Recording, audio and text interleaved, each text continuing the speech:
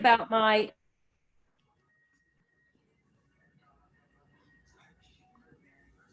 Oh, wait, is this live now? Mhm. Oh. Can I say hi?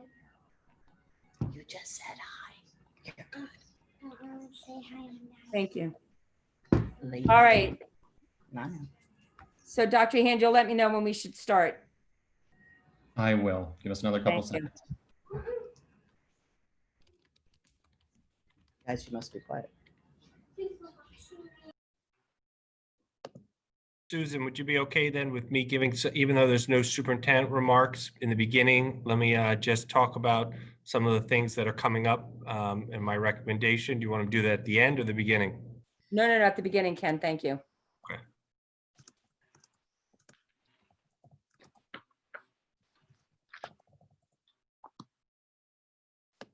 All righty. I feel like I could probably start momentarily. Okay, we should be good. Great. I'd like to call the Thursday, August 6th, Radnor Township School District Special Board Meeting to approve the Radnor Township District Athletic Health and Safety Plan to order. I'm going to start with the Pledge of Allegiance. I pledge allegiance to the flag of the United States of America and to the republic for which it stands, one nation, under God, indivisible, with liberty and justice for all. Thank you. So I'd like to welcome everyone. This is again a virtual meeting and report that the board met in executive session earlier tonight, Thursday, August 6th, to discuss personnel and security safety issues. And with that, I'm going to turn the microphone over to Mr. Batchelor. He has a couple of quick remarks before we begin our presentations. Thank you, Mr. Batchelor. Thank you. Yep. Good evening, everyone. So tonight we had planned to discuss opening up athletics and activities for Radnor School District. We had separated that out of our discussion from the 28th and set this date to discuss athletics. Very symbolic of what the world that we've been living in and the reality we've all been in with everything changing. If our community isn't aware that today Governor Wolf recommended that high school sports, that sports beyond just high school sports, but that recommended that athletics don't continue and that we don't resume athletics until January 1st was Governor Wolf's recommendation. Now it's a recommendation from our governor. So certainly that changes what we had on the agenda for tonight and our plans for this evening. So we would still like to give an update on where we are with our voluntary practices. We do have a plan that we need to ratify because when we passed our health and safety plan for voluntary athletics and activities, when we passed it, we actually passed it before the governor's masking order came through. When that masking order came through, we then required all of our athletes and activities to be wearing masks at all times, and we adjusted that plan. So we do need as a board to ratify that plan. So we'll leave that on the agenda. We also have an opportunity tonight to hear from Mrs. Kevgis, the high school principal, and Mr. Friel, our athletic director, and Mr. Bechtold about how those voluntary practices have been going. So we'll have an update on that as well. As to our plan to talk about athletics and sports, we're not in a place we'll certainly share what we were going to discuss. And so we have an opportunity for the board to hear what our recommendation and where we were leaning towards heading.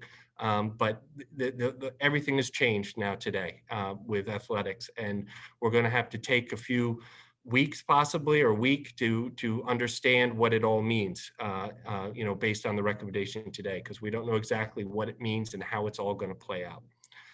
So just, I thank everybody for their patience. When I started our meeting on the 28th, I talked about the fact that the one thing we all need to get comfortable with is change. Change is our new normal. I also talked about, having our students at that meeting. They talked about the school year and their excitement, and nothing breaks, my heart more. Nothing, concerns me more is the reality that this school year is not going to be the same, and that this school year, and I think it's the entire year, we are going to be dealing with and responding to what is happening with COVID and what's happening within our community.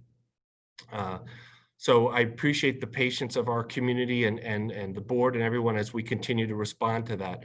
I also want to just let everybody know that we're going to plan to have a board meeting next Tuesday night. So we're going to advertise to have another special board meeting Tuesday night, this coming Tuesday night, and we'd like to discuss two things at that meeting.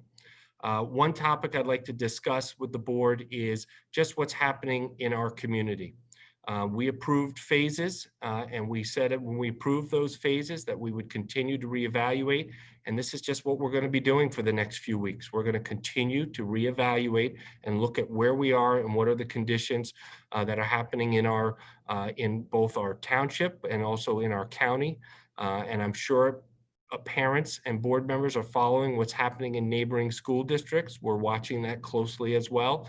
So we'd like to have a meeting Tuesday night to just further our discussion.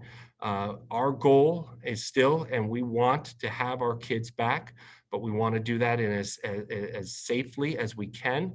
And we want to make sure we're adhering to all the guidance. So we're going to continue to have this discussion, in the weeks coming. So we will have a special board meeting to discuss that specifically. And I'd also like next Tuesday board, if we could, I'd like us to talk about our current health and safety plan that we did pass. We've been receiving many emails with just questions about our masking protocol and our face shield protocol. So if I could just for a moment, just clarify what our protocol is, but I also want to assure everyone that we are more than open to looking at that. Want to assure the board we're open to adjusting and looking at that and having a discussion. As much as we make decisions, and we've got to move forward with those decisions that we make as new information is learned, there's nothing wrong with reevaluating and discussing. So we will look at that on Tuesday as well, that masking plan. The piece that we've received some concerns is that we are allowing students, when seated at a desk and they are 6 feet away from anyone, 6 feet or greater, we are allowing students to remove their face mask, so which they are required to have at all times. But if you're seated at a desk, you could remove your face mask, and you might not be able to see it with my background, and you could put on a face shield. We developed this plan based on talking to doctors and looking at what was educationally sound, looking at what we could do. Let me change my video setting here. So the face shield could go on when a student is sitting at their desk and they're 6 feet or more away from everyone. The CDC guidelines states that the face shield is not as good as the mask for under 6 feet. So we are following the CDC guideline because we're requiring a mask up to 6 feet. The CDC guideline, though, is about social distancing, and beyond 6 feet, in theory, you could take off your face shield. And the CDC talks about in their guidelines the challenges of kindergartners, first grade, second graders wearing masks all day long, the inability to see and read facial expression when somebody's wearing a mask and they're sitting in front of you in your classroom. So we thought the opportunity with the shield at 6 feet or greater, when they would be allowed to take off their mask according to the CDC, we thought a face shield could be used as the covering, and then teachers and students could see and interact and could see their faces. We're receiving a lot of concerns that people would rather see us just require masks all the time, even at a desk when we get to 8 feet, 9 feet, 10 feet, whatever the distance is. And that is a discussion we are certainly open to having. So board, if you'd be okay, we could have that discussion Tuesday night and look at whether or not we want to make any kind of amend our plan in that way. We have asked our families to make a decision on whether or not you want to start the year in our cyber or remote program 100% within it. And we've asked that deadline for this Friday, and we really would like to stick to that so we can try to understand our numbers. I understand that for some parents, this masking question, plays into your decision. By all means, if you change your mind, or if there's something that changes your mind after Friday, reach out to your principal and let us know. If you have questions between now and Friday, please reach out to your principal and talk to them. But I just want people to understand what was the rationale between why our recommendation is what it is. And even though there are concerns about the face shield, I've spoken to many in the medical community that thought the idea that once you're 6 feet and beyond, that the students would be wearing a face shield and that now facial expressions could be seen. Many thought that was a really good idea. So I wanted to just understand why we did what we did within that plan, but we are certainly open to that discussion, and we'll have that discussion on Tuesday as well. So tonight's agenda, as I said, is going to probably be abbreviated. Dare I say, we might actually have a shorter meeting, but let's see. And we have truly appreciated the public comment and the feedback, both from board members and from the public, to help guide us as we continue to in these uncertain times. Thank you. Thank you, Mr. Batchelor. And I hope that does kind of allay the public that they can tune in on Tuesday if they, want to hear updates and the full discussion about, any changes. All right. So I'm not sure, is it Mr. Frio and Ms. Kevgis? Are you going to be the ones doing the presentation on how athletics and activities have been going this summer? Yeah, so now I'll go ahead and share the screen. Thank you, Mr. Friel and Mrs. Kevkis for coming, and they will go through a little bit about what the experience has been at our voluntary summer workouts this summer. Welcome to you both. Thank you very much. Right. I'm going to start off this evening, and then Mr. Friel will be taking over. But before I begin, I just want to say thank you. Thank you for giving us the opportunity to speak tonight. Thank you for, allowing us to run these voluntary workouts. I know that making a decision like this in such uncertain times is not easy and challenging at best. Thank you for allowing our kids to pursue their passions. I wish that you guys could see them on the fields and just see the smiles on their faces. First of all, it's so good seeing them back, but to see them so happy, it's just, it's just wonderful. We've missed them so much. So we're going to talk a little bit about the benefits of these voluntary workouts. Mr. Friel is going to be reviewing the stats for each of the specific sports, and then we'll be taking some questions after that. So looking at the benefits of these voluntary workouts, I think a lot of it is really self-evident. We know that there's a mental health aspect, a physical health aspect, a change in the student's affect in every way. Exercise helps to contribute to that positive mental health, and especially after being out for now almost 5 months, this is huge for these kids.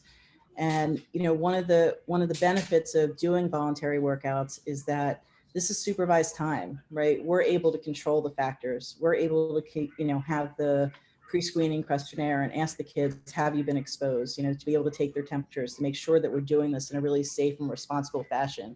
And I have to tell you, I've been so unbelievably impressed, not just with our coaching staff, but with our students, for how serious they're taking this, and, how forthcoming they've been with, everything from day one. So I have to really give them a great deal of credit for that. And also to Mr. Friel for taking care of this and making all of this happen. So, in addition to all of that, it helps us as administrators to be able to see, what the fall looks like, whether it's sports, whether it's extracurriculars, whether it's actually in the building itself. It helps us to be able to get acclimated to this new normal. When the students arrive, right, Mr. Bechtold has brought up the pre-screening questionnaire or pre-practice screening. They're asked a series of questions. We make sure that as they're coming in, they're 6 feet apart. The coaches are at the front, right? Coaches have already been tested, have taken the same questionnaire. Their temperatures have been checked. And as each student comes in, they get asked a series of questions. So once their temperature is, checked and made sure that it's within the range, right? A series of questions follows. In the past 72 hours, have you experienced any of the following symptoms, right? They go through the list of all COVID symptoms that, they need to check: fever, sore throat, shortness of breath, etc. And then they ask the same question in a different way. In the past 72 hours, has anyone in your household experienced these symptoms? So within your family unit, is anybody having these issues? And then we go further down. In the past 14 days, have you been in contact with anybody who has A, tested positive for COVID, right? B, been in the process of being tested. C, is being self-isolated because of a suspected COVID infection. And so before they even get onto the field, right, they're having this in place to make sure that they're starting in a safe manner. And of course, they're wearing their mask as they walk up and through the entire time. Mr. Bechtold, can you go to the next slide? So Mr. Friel is going to go through some of the sports now. I'll hand it over to Mr. Friel.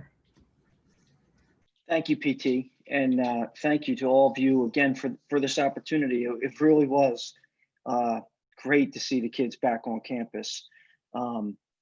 So we start off here with girls soccer, and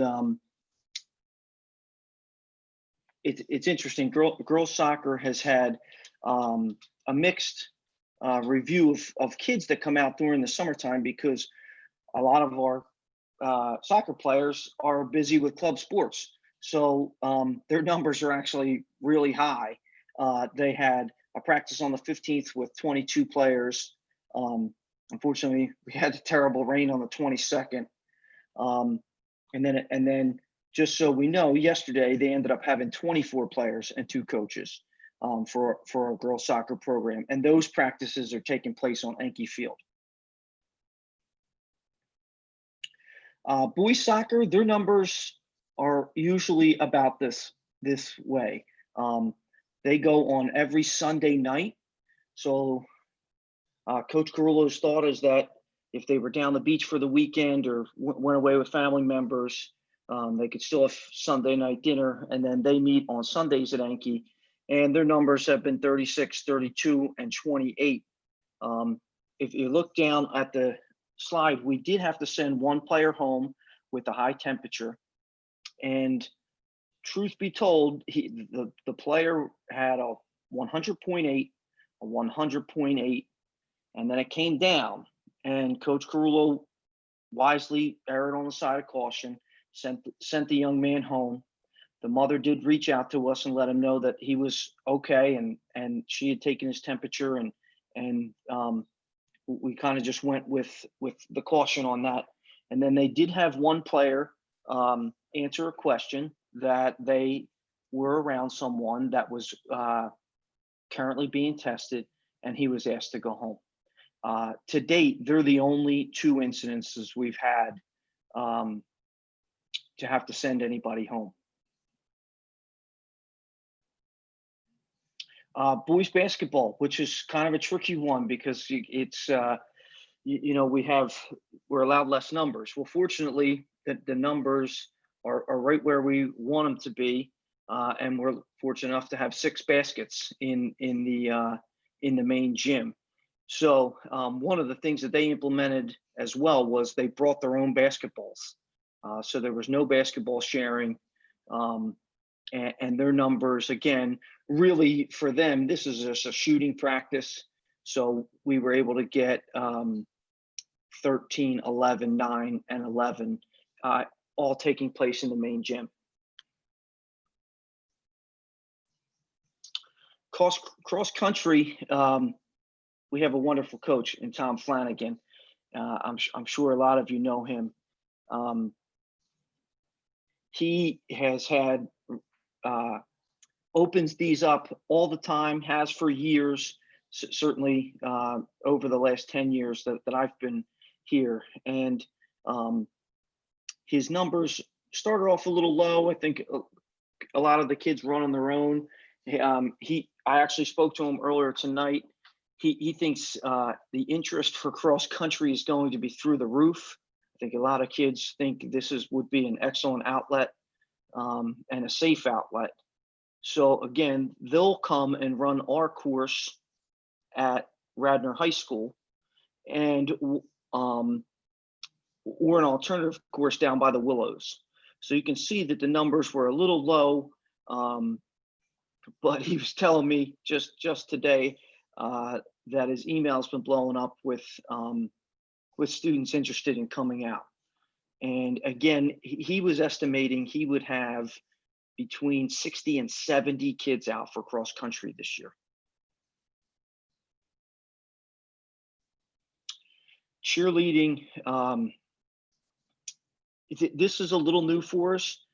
We have a new coach. She's doing such a wonderful job. She actually took over last winter and really helped the high school out by allowing the girls to cheer for the basketball season.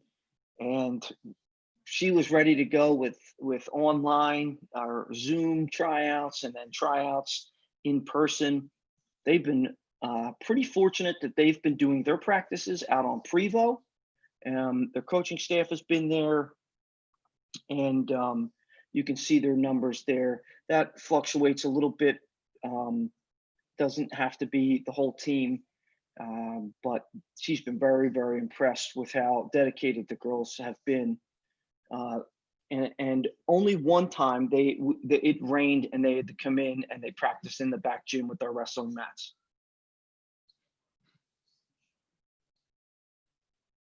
Football, as you can see, football comes in 4 times a week. Why is that? I think it's there's a number of reasons why football comes in as often as they do. Part of it's the weight training, which we moved to the blacktop area, just to avoid being inside the weight room. So that way they can run a couple groups through there. This group's been very impressive. They were the first ones that went with the full masks. I guess that was late last week when Dan called and told me about that.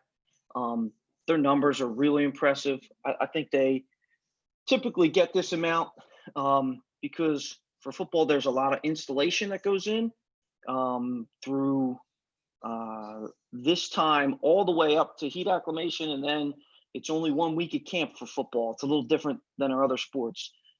They would turn around and have a scrimmage, and then they're in game week. I think this year, if things were normal, they would play 3 games before Labor Day weekend. So again, I'll point out that we also took measures when it was extremely hot. Their time is from 10 to 12, and we just canceled them preemptively looking at the weather forecast. That's something that our trainer would typically do for us. But obviously we were able to do that and take care of it. And one day they did get rained out in early July.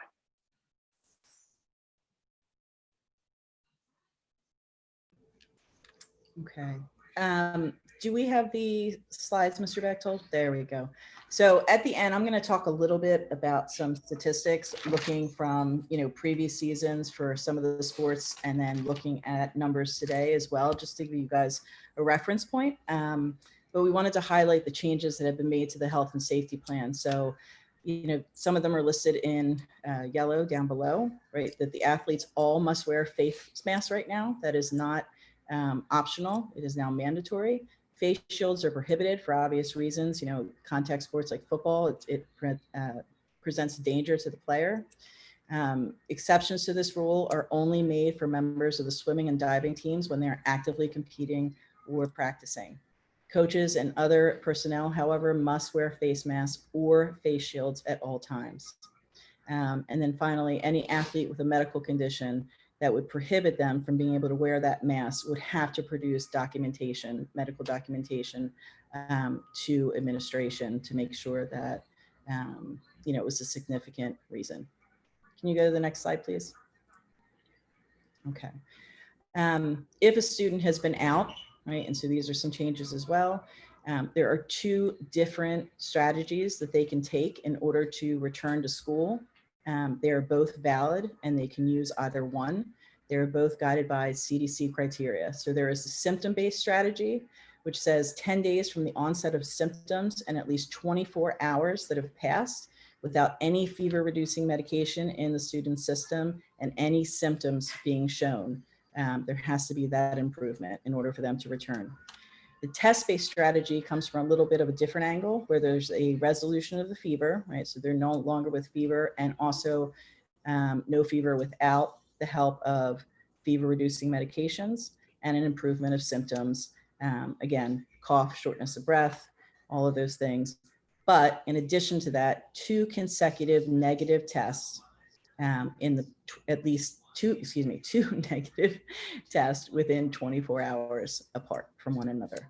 So again, that's a symptom-based strategy or a test-based strategy. Both are able to be used by the student, whichever one they follow. All right. So just for reference, because I think it's interesting to look at, in terms of participation rates, we took a look at a few of the sports. For example, football. On any given year, we have about 80 players on average that are rostered. And in past years, we've been doing this for 13 years, these voluntary workouts, because for football especially, it's really difficult for the boys to get back on the field without having, weightlifting and all those things that prep them for that intense season play. Any given year, we have somewhere of about 30 to 40 players that show up for these voluntary workouts. And on average this year, we've had about 40 kids, maybe a little bit higher than that, but pretty consistent to what we've seen in years past. Soccer is really interesting, boys soccer. We have had 3 sessions in years past. We usually get anywhere between 9 to 15 players. Now that's lower because, sometimes students or athletes are involved with clubs over the summer, so we have to take that into account. However, this year we've had, a range between 28 and 36 players, about 32 on average, so significantly higher than in years past. But again, we do want to remember about the clubs. And then we also took a look at, my notes here, girls soccer. So we usually carry about 60 girls on the roster, and that's all 3 teams. On average, we usually would get really spotty attendance, to be quite honest. And again, lacrosse goes pretty strong in the summer for the girls, but there's also club teams for soccer. So significantly below what we're seeing, this year, which is about 24 girls on average. So it's interesting just to look at those numbers. Mr. Friel, did you want to add to that or say anything else? I think we're all taken by surprise and have worked by what the governor announced today. We worked really hard to put a good game plan in place that we could have presented tonight, and we'll continue to work hard on that. We nothing has been confirmed to us. Mr. Beck told Mrs. Kevkis and I have been in touch with the PIAA. We expect a little bit more information. So just want our athletes to keep working and staying safe and making sure that they know that we all are working hard for them. And I just want to say a quick thank you again. Just thank you to our coaches that are working so hard, and thank you to our students who are, doing everything we ask of them and doing such a great job. So thank you. So thank you both, Mr. Friel and Mrs. Kevgis. So that last piece of data, Mrs. Kevgis, where you were talking about participation rates, I don't see that in the presentation. That's just information that you were adding anecdotally for us. Yes. I was looking through, I'm like, I don't see that, but thank you. I'm sorry. All right, I don't know if there are board members who'd like to ask any specific questions. I mean, technically this plan that we're going to ratify tonight, this update on the voluntary practices really was information that was meant to inform the voluntary practices health and safety plan that we passed at the end of June, and that's running through till tomorrow. So to some extent, it's a bit of a formality, but this information does help to inform, perhaps how we'll look at moving forward for the rest of the school, the rest of the summer and into the fall. But I don't know if anybody has any specific questions about the presentation, as we just heard it. Does anybody have anything? Sarah, go ahead. And then Bradley. Yeah, I had a couple of questions. It sounded, and a lot of them you answered in your presentation, which I really appreciate. It sounded like everybody is wearing masks all the time outside. I did notice though, in the plan, it allows adults, so coaches and other personnel, to decide whether to wear a mask or a face shield. And I guess I understand that outside where there really should be pretty well spaced. And I was worried about basketball, but I was happy to hear they're practicing out on the blacktop. I guess I would hope that and that the weight room isn't being used right now, that they're also doing that outside. No, I'm sorry, basketball is inside. It's the weight room that's outside. So I guess my concern is, do we have adults wearing just face shields inside? And I would hope that inside, just for ventilation purposes, that we could adjust that to just masks. That's a request, and maybe it hasn't really been used, but that would be my preference. And obviously it's not my place to change it on behalf of the board. I'm sorry, sir. Can I just tell you? Yeah. No one's wearing a face shield. They're all wearing masks. Okay. All of our coaches, all of our players. Okay, okay. That's helpful to know, but it might be something if we wanted to adjust the plan, especially because I feel like this might roll over into future usage. And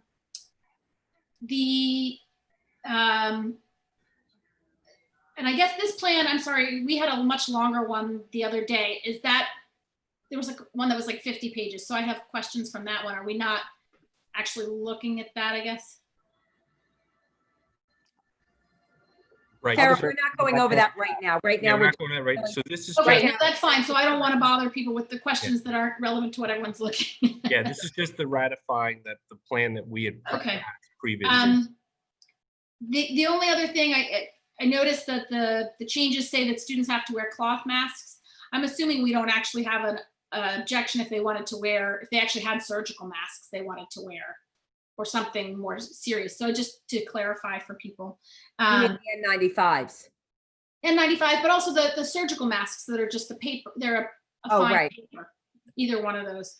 And then the last question I had was, I noticed we have limits on the number of student athletes in a given space. Do we limit the number of coaches? And I worry again, more inside than outside, because I know outside where people are trying to spread out as much as they can. But I'm just thinking, we don't want 5 coaches adding to that number of student athletes. I didn't know if we have any kind of limit, or we just know the coaches will. I'm thinking like maybe football that has a lot of coaches, if they were inside, that they're limiting. So the one thing I can tell you is that's a little different is that everything is outside for all those sports except basketball at the moment. Okay. We would have to look and make sure that our volleyball numbers, if that were to come to fruition, volleyball, if we ended up with 60 players that wanted to try out, we'd have to do that in phases. Okay. So, basketball certainly being a winter sport, but, volleyball is booming at Radnor High School. We started the 9th grade program. If something were to happen and we had volleyball, we would have to probably do a 9th and 10th grade session and an 11th and 12th grade session that I've already spoke to Coach Goldstein about, because she's not nervous, she's excited, but our numbers could be that high. Okay. And I'll jump in about the cloth face masks. We borrowed that directly from the National Federation of High School Sports Associations recommendation for cloth face masks. Face shields are prohibited by the NFHS, which all the governing bodies like the PIAA, they follow that type of guidance because they can pose a danger to the individual athlete or their peers. So the recommendation actually from the NFHS was for cloth face masks, but we can look into if surgical masks would also be permitted. The NFHS says that students may wear cloth face masks for practices and competitions, and it's considered part of their uniform for this year if they'd like to do so. Okay. And then the last one is more just a request. There are just so many people wearing masks like this under their nose. I would hope all of our coaches know, and that our students know, that when we say wear a face mask, and it doesn't say it explicitly in here, and I feel like we shouldn't have to say it, but I feel like everyone should understand, and they don't seem to, or they don't seem to care. So I would just hope that we're really enforcing, and maybe put it in writing, that when we say wear a face covering, we mean it covers your nose and your mouth.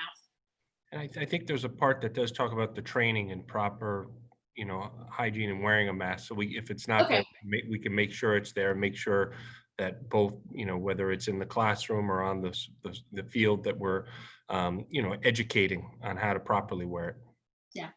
And I know there are a bunch of different documents going around. So given that they're separate, I just was making sure that that was included here. So thank you. No, I think this is very detailed. I'll jump in just to, what you were saying, Sarah, about the mask. We're going to spend, we can certainly reinforce it with our coaches as well, but we're going to spend the first couple of days at school really kind of hammering that in, what the proper protocols are, what our expectations are at the high school, how to wear the mask properly, how to use the face shield to make sure that everybody's on the same page as to where they're wearing this, when they can take it off, if they can take it off, and, be very, very clear and really just spend those first few weeks making sure, not just first few days, but first few weeks, really making sure that we are constantly reminding the kids of what the expectations are so that it becomes second nature to them when they walk in the building. Great, thank you. Bradley, I think you had some questions, and then Nancy. Thanks. Just a couple questions. And Mr. Friel, my apologies if you touched on this. My internet connection was in and out while you were presenting. Voluntary workouts, big picture. I'm still a little confused about what that includes. Is this things like drills and running and conditioning such No, that I'll get my picture in. Mrs. Solomon's coming on as well. I think. Yeah, Lydia, if you could mute your phone, your audio while you, thank you. Is it drills and activities and calisthenics, running such that everyone is distant all the time? Or is it more like drills and activities, including practice, where the student athletes are coming within 6 feet of each other? So it is all drills. It's all conditioning. That's the purpose of these. Now we're throwing footballs and we're kicking soccer balls. So soccer's is probably the easiest to maintain distance. Football, I wouldn't be. I'm sure there are times where they're closer than 6 feet and to each other. But again, the quarterback's there. He's not taking a snap from the center. He's got his slots and his tight end and his 2 wide receivers. They're definitely 6 feet from him. But again, I would tell you, if a kid catches a ball and he runs it back in and throws it to the quarterback, they're probably less than 6 feet from each other. Thanks. And you may have covered this also. Sorry if I missed it. What was the reason basketball isn't indoors in the gym? Was it lack of something else that worked for the kind of drills they were doing that would have been available outdoors? Yes, you're exactly right. We have 6 hoops in our main gym, and I think when we started this, and Dan, correct me, it was either we could be under 25 inside. It was either 25 or 50.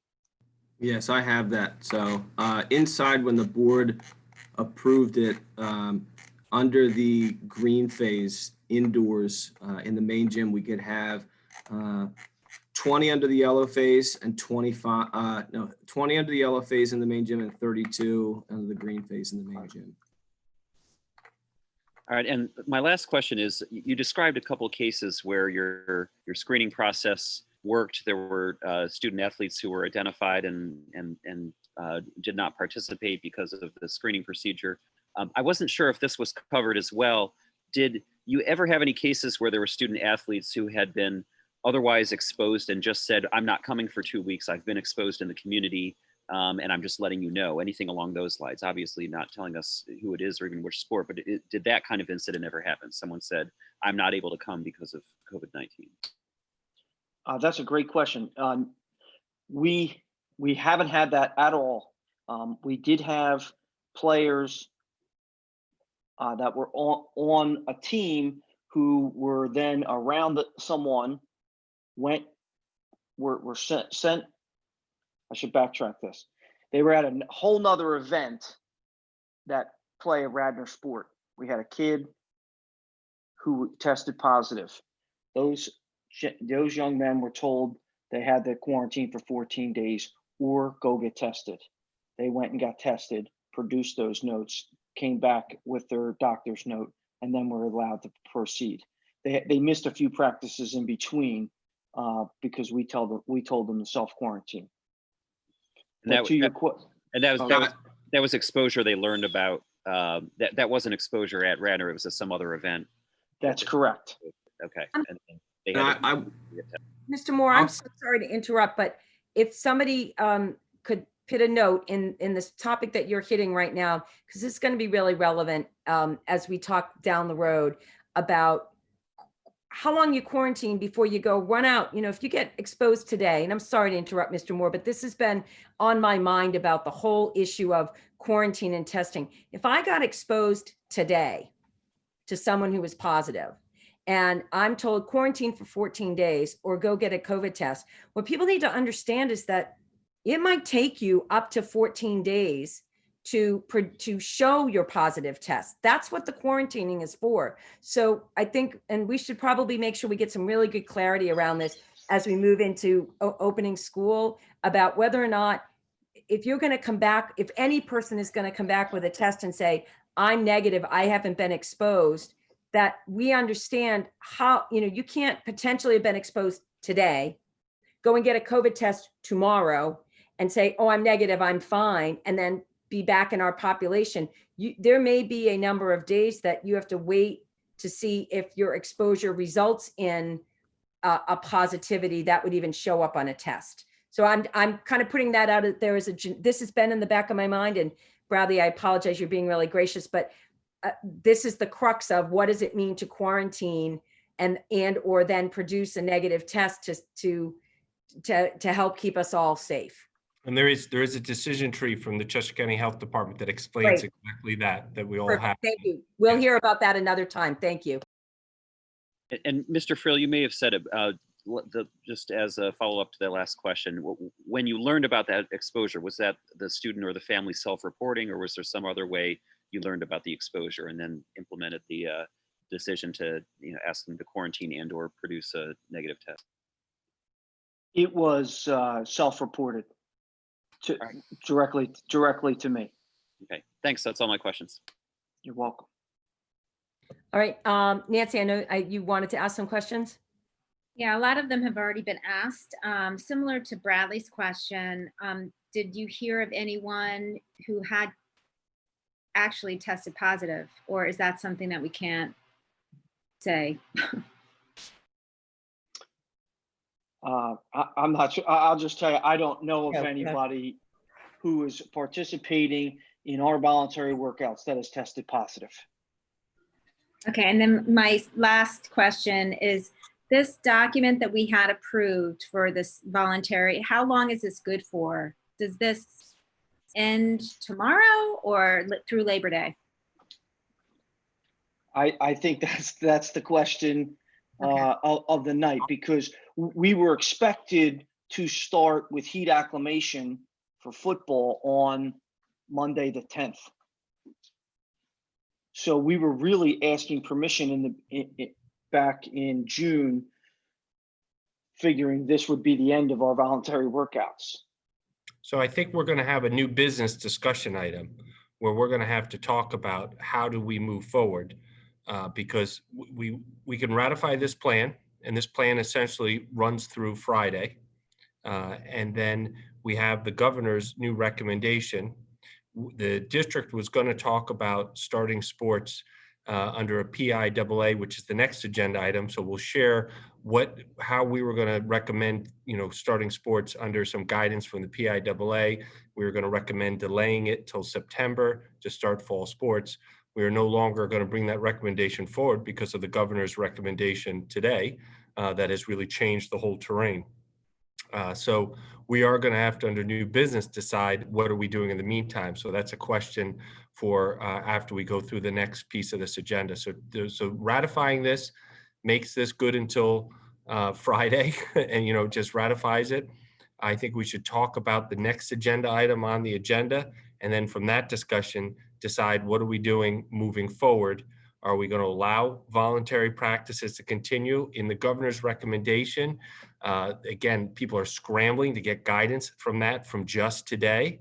The one thing that has come out of the governor's office, my understanding, is that conditioning workouts and again, the health and safety plan that opened up sports was out of the state of Pennsylvania.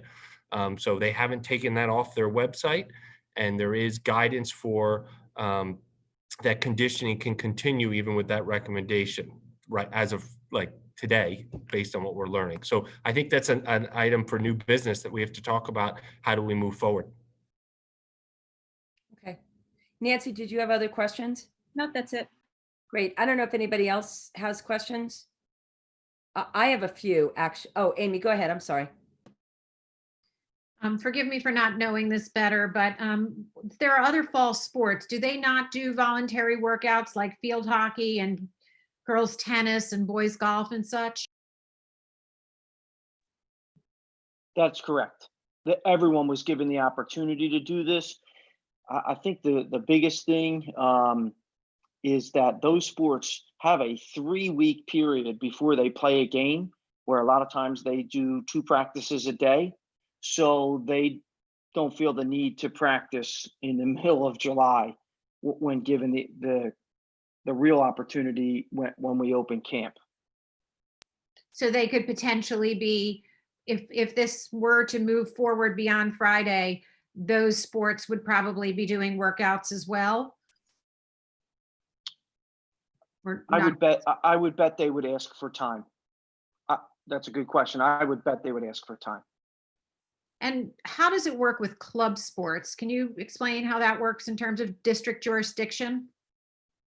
So for example, our ultimate frisbee team practices in the fall when school starts. They very nicely reached out today to see where we stood. I would imagine we treat them just like every other sport. So I would think if ultimate frisbee wanted to do this, they would book time on campus and go through the same protocols. Like the same question goes for color guard. They just reached out to kind of figure out what they're allowed to do. And again, they reach out to me for that because of space on the campus. So I would think we would handle all of them the same. So do they have to abide by the health and safety plan the same way that the PIAA district sports do? Mr. Bechtold might want to jump in on that, but I would think these would all be considered voluntary workouts. They're all of our students. They're all of our coaches. I would say we would 100% do that.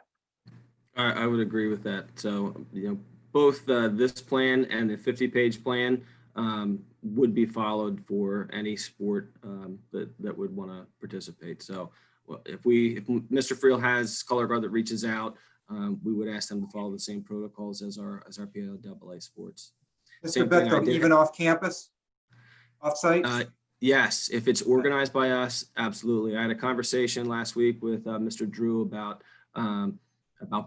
marching band and the expectation with keeping people to follow the expectations as well. So we would certainly expect that anybody that is working with our students on campus or off campus, if it's organized by us and it's our coach or sponsor, then that's a Radnor thing. We'd expect them to follow the rules on that.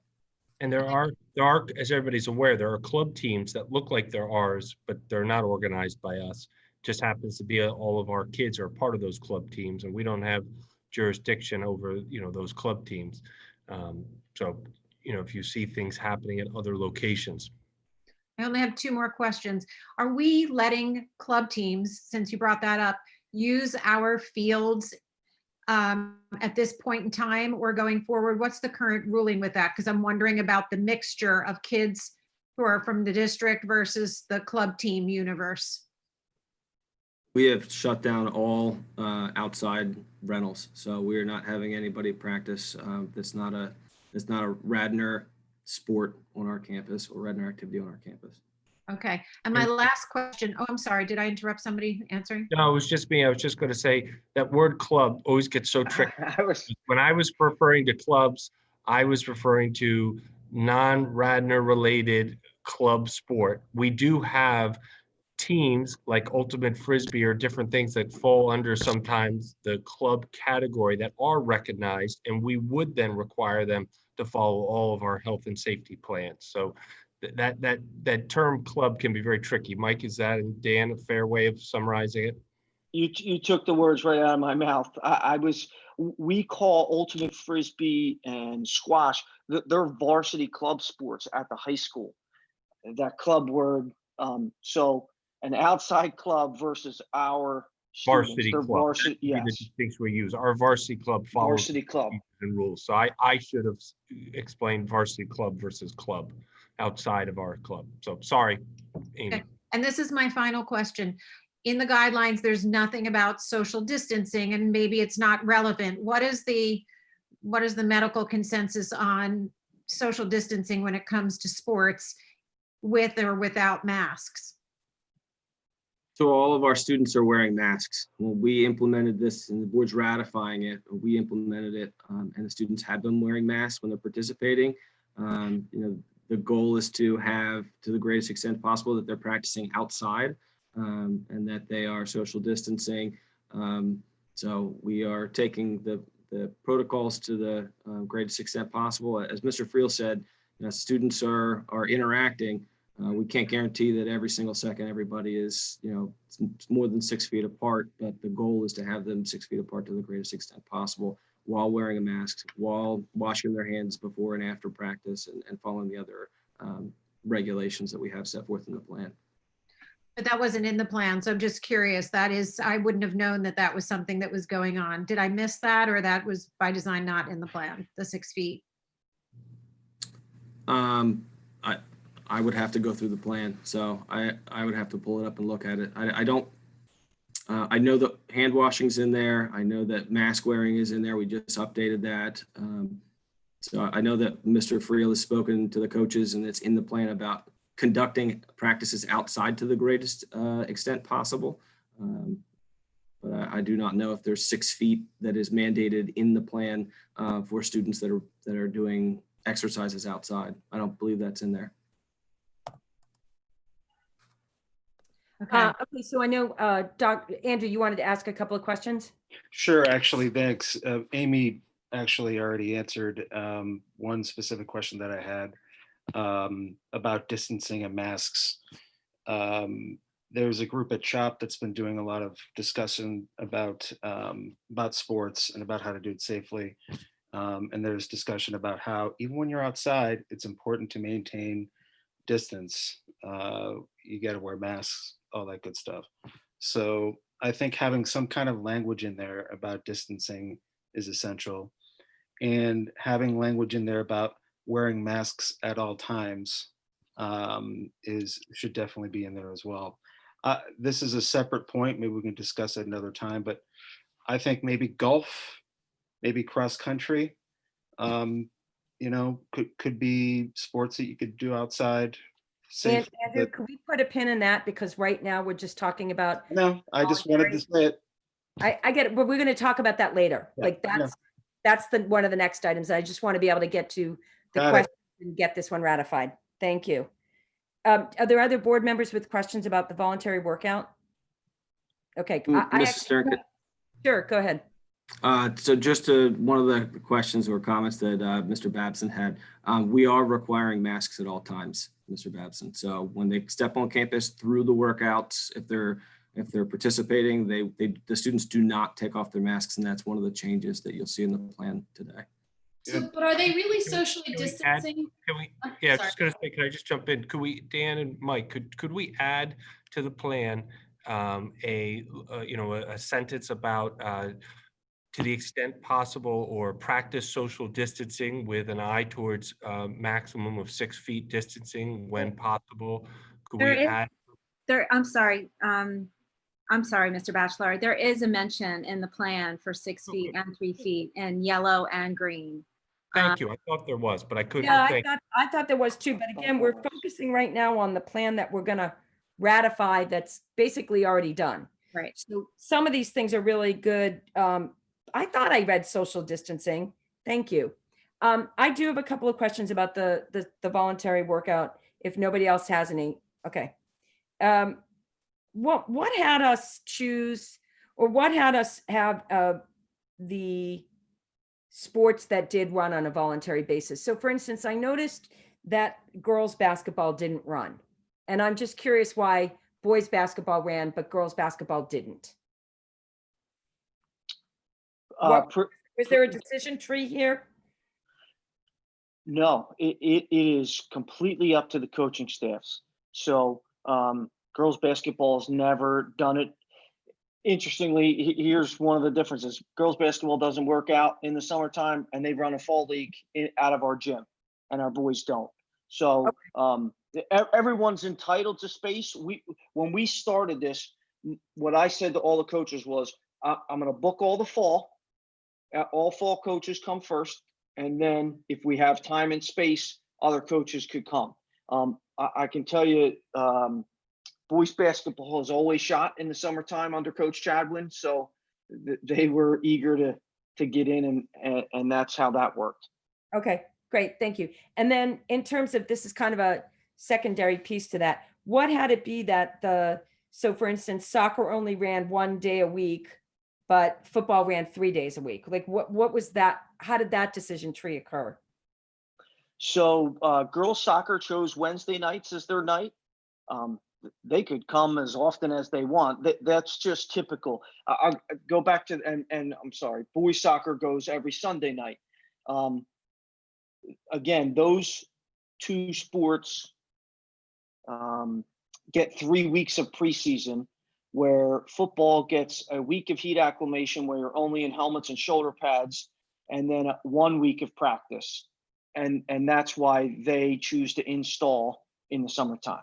Got it. And Okay. and that's pretty common across Pennsylvania. Okay. So what happened this summer in terms of voluntary, in terms of the frequency and the sports that were participating, that's what is just been tradition over the last several years. Yes, you're correct. Okay. Thank you for clarifying that. There's one piece on here that I'd like to point out, and I am glad that some of those specific questions about, did anybody get sick, or that Mr. Moore asked, I am glad that those were out there. This is more something I noticed in the voluntary plan that I would have said a couple of weeks ago, but we've deferred this plan several times. But I think it's really important to make this distinction. Temperature taking. So in our actual health and safety plan, and a board member picked up on this a few weeks ago, we had a lower temperature threshold for the health and safety plan than we did for the athletic one. And we had a whole conversation a week or two ago about, these higher temperatures are temporal temperatures. So I do think that it's important on any athletic plan that we, what we're ratifying tonight is what it is. It informed, it gave you guys a lot of good data points and good information. And I think that that's really valuable. But on an upcoming data plan, sports plan, athletic plan, it's really important that we specify that 100.4 is a temporal temperature. And because if it were an oral temperature, the number would need to be lower. And I know that the way the sports guidelines have been written, they say 100.4, but they are presuming a temporal temperature. So if we could just make that clear on this paperwork, we wouldn't want someone to take an oral temperature that's 100.1 and say, oh, well, it's not 100.4, because we weren't clear on the paperwork that we meant temporal. And as we move into the fall and the conversation about the fall sports, again, I think it was Amy who brought it up, we do need to make sure that our paperwork references those non-PIAA sports that we conduct at Radnor High School. And then there'll be a whole other category about all of the other outside activities that we conduct, at Radnor High School. It's not you, and we don't have to parse it tonight. Will be thrilled if we have an opportunity to ask the experts about this, but the symptom-based strategy testing and the test-based strategy, it's rather muddy water. And I think as we move into the school year, both for our students returning to school and in our athletic pursuits, really understanding symptom-based strategy and test-based strategy is going to be very important. And that's more just, I'm seeing it highlighted on this plan, so I wanted to ask it. Okay, so those were all my questions about the athletic. What did you, anecdotally, did parents stick around? Anecdotally, what happened with parents or other family members? What happened during, and this is anecdotally, what are you hearing? What happened during pickup and drop off for all these voluntary workouts? What was the procedure? Were parents sticking around? Did kids just drive themselves? What did that go? So most of our kids were driving themselves. No parents stuck around at all. We were very fortunate with that. I think that was made pretty clear from the beginning, that the parents, and we had zero issues with it. You know, and sometimes, you know, we could have a parent who would just come to help, fill up a water bottle if you asked them, or bring a case of water. We didn't have one single issue of that over the last month. Oh, you mean parents who in the past maybe have been kind of hanging around, but this year they respected the guidelines? They very much did. Okay. And we definitely would have parents in the past hang around, stand up in the bleachers just to watch for an hour if they could.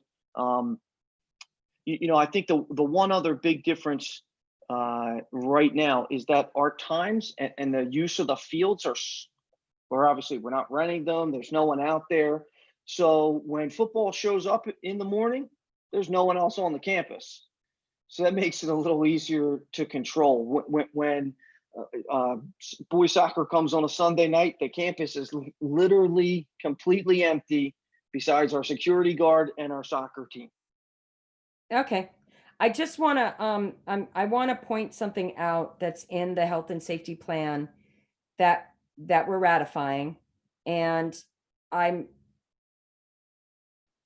think it's going to end up, we're going to end up having a much deeper conversation, but I do want to point out, because I noticed it was here, that it does say on page 4, during the RTSD phase 3, all schools are closed, practices are prohibited, and no team activities may take place.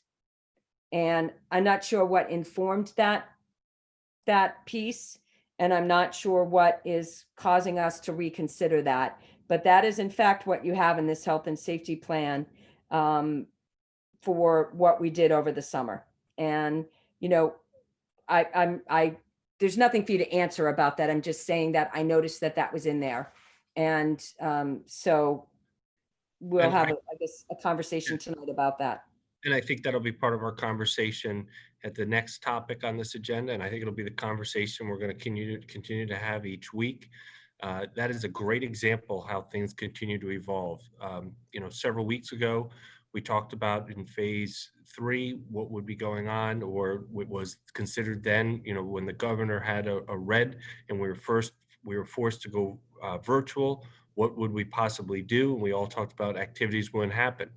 Now we're watching districts go virtual to start their school year, and activities are happening. So it's a fluid piece that keeps changing and evolving. And depending, you know, which phase we're in, we're going to have to look at and decide what does that mean for other things that are happening as well. So I think that was a determination several weeks ago of how we would proceed, may still be. But it's something that will be a discussion in the next topic, and then also as we move forward over the next few weeks and months. Okay. Alrighty. And then the only thing if I'm not seeing it, I'm happy to have it pointed out to me, but I don't see on this voluntary workout the specific statement about maintaining social distance. So maybe I'm glancing through it. Excuse me for a second. Nancy and I figured that out, actually. The 728 plan doesn't have the same statements that the previous version did when it comes to social distancing. That was, I'm glad you brought that up, because we figured out why I've been looking and not seeing it. I'm working off the July 28th edition. The one before that has a few statements about social distancing, but they've been taken out in the 728 version. Yeah, and I'm not really sure why that would have been taken out. Did something procedurally change, Mr. Friel or Mrs. Kevgis? I mean, and let me just say it this way. I'm wondering if what happened is that somewhere along the way, we substituted wearing masks for social distancing, when in fact, you know, I think, I don't know for sure, but I think our board would say that we need both. I'll let Mr. Bechtold jump in, but I think some of what could be is that this is the problem with the form we're looking at. It's a health and safety plan, and it is an overall form, and we separated athletic and activities out of it. So I think by the 28th, trying to focus on just school, we had things that were in the plan that would have been just carryover, that would have just continued, because it's just an overarching framework of a plan. And we purposely pulled those items out and said, let's approve the plan for school, and then let's approve a plan for activities and athletics. And you could just submit one big plan. So I think that could be. Ken, I'm sorry to interrupt, but I'm talking about the 9-page document that this actually is going to be my final question. So thank you. The 9-page document that we have that Dan emailed to us tonight, that is actually my question. Is that what you're actually going to send to the state to represent what the health and safety plan for the voluntary workouts was this summer? Or are you going to take the principles that you've presented in that 9-page document and put them back into the template that the state provided? That's actually was gonna be my final question about this. Sure, so I can explain that. So when we created the original health and safety plan that was like 30 pages for ESY and summer school, that was devoid of anything related to sports or extracurricular activities. Then we had a separate standalone athletics health and safety plan for voluntary workouts that the board approved. Then we took the athletics plan and we integrated it into a larger health and safety plan that included that was more robust than the ESY and summer plan, and it had athletics and extracurriculars in there. And then we took athletics out and we broke it out back into a separate standalone document and deleted all of the extracurriculars and athletics so we could get the school plan approved and talk about athletics and extracurriculars at a different date. So what you see in front of us is, I don't know, the 3rd or 4th iteration of it. The 50-page document that the board approved last week on Tuesday is the only document that needs to be sent to the state. This plan that you approved tonight gets to be posted on our website, but it does not have to be submitted to the state. Now, why is that? Why do you not have to submit on the PDE template the plan that was the summer sports voluntary workout plan? There's no template. We created this. So no, I know the that. document. I understand that. Why doesn't this ratified plan? Just the state requirement. I mean, Dan, jump in, but just the way the state required it, just like the state said that the voluntary practices could start before the board before we submitted it. And I think they said it could even start before the board technically approved it or before we posted it, before we posted it. I think it was just the requirements from the state. Is that accurate, Dan? So what I'll say is some districts, if you look at it, they have combined their health and safety plan for athletics and for school into one document following the PDE template. And they've submitted that. Other ones have broken it out. Some of the athletic health and safety plans are like 2 or 3 pages. Some of them are as long as ours. So we do not have to submit the athletic health and safety plan. The stipulations by the state is that the board has to approve it, and then it has to be posted publicly for the public. Okay. All right. Thank you. Boy, there are lots of machinations on this one. Okay. All righty. So if we don't have any more comments about the voluntary workout information, then all this was presentation. I'm going to start with public comment. I did have one more question, if that's okay. Go ahead, Amy. I know that we have a policy at this point, I think, in place where members of the community can come and use our facilities. Is that still in place? Do the members of the community who use our facilities have any requirements on them similar to what we have with athletes if they're coming to work out? Or is it just whatever is in place for the state, regular citizens for the state of Pennsylvania? We have signs up about campus, so they're allowed on the track, or on the courts before practices start at 9, and after 4, they are expected to wear a mask while they're on campus, and we do have signage to indicate that. Great, thank you. Right. So that was all information presentation, lots of good questions. We are going to start public comment, and then we'll move into our priority discussion action items. So with that, Mr. Petiti, I do understand we have quite a few public comments. I mean, we're not going to set a record like we did Tuesday night, but There's a few. No, fortunately, that record will stand Okay, tonight. But we do have 20 okay, so far. Although one or two maybe did not give an address, so I will skip over them. okay. We'll start with Mary Beth Doyle, 507 Meadowbrook Circle in Wayne. Oh, I'm sorry, Mr. Petiti, just one item, one other thing. These are all comments that pertain to the topic tonight, the athletic safety, the athletic health and safety plan, correct? Yeah, these are all submitted for this evening's agenda items. And they pertain to this topic. That's my point. Um, Because if they At a don't, glance, I'm seeing a lot of sports mentions and mask questions. so At a glance. mask alone would not be about the sports question. If it's a sports comment and it includes masks, then that's for tonight. If it's just a comment about masking, then we would save that for another board meeting. And we've already announced we're going to do a board meeting Tuesday night. Okay, I can attempt to glance at them prior to beginning to read and then skip if I notice it's a mask. I didn't have a chance to read over them all in detail. All right, thank you. Well, we'll make our way through, but I appreciate that. Okay, you got it. First, Mary Beth Doyle, 507 Meadowbrook Circle in Wayne. Once again, I would like to thank you all for your commitment to and efforts on behalf of our children, particularly during this challenging time. Throughout this reopening Radnor schools process, I've tried to present information that people may or may have not seen through their preferred media outlets in an effort to assist people in making decisions that they feel best for themselves, their families, and our community. I used to work as a healthcare policy analyst, and so I've been trained to consider all different sides of an issue as part of the decision-making process. It is in this vein that I encourage everyone to review and consider the information provided by America's frontline doctors. While the videos have been censored by social media for strongly their perspective based on many years of medical education and direct patient care, is a valuable one that should be available for all to hear and consider. Ultimately, each one of us has to determine what we believe and how we want to respond in the situation with regards to this or any other virus crisis.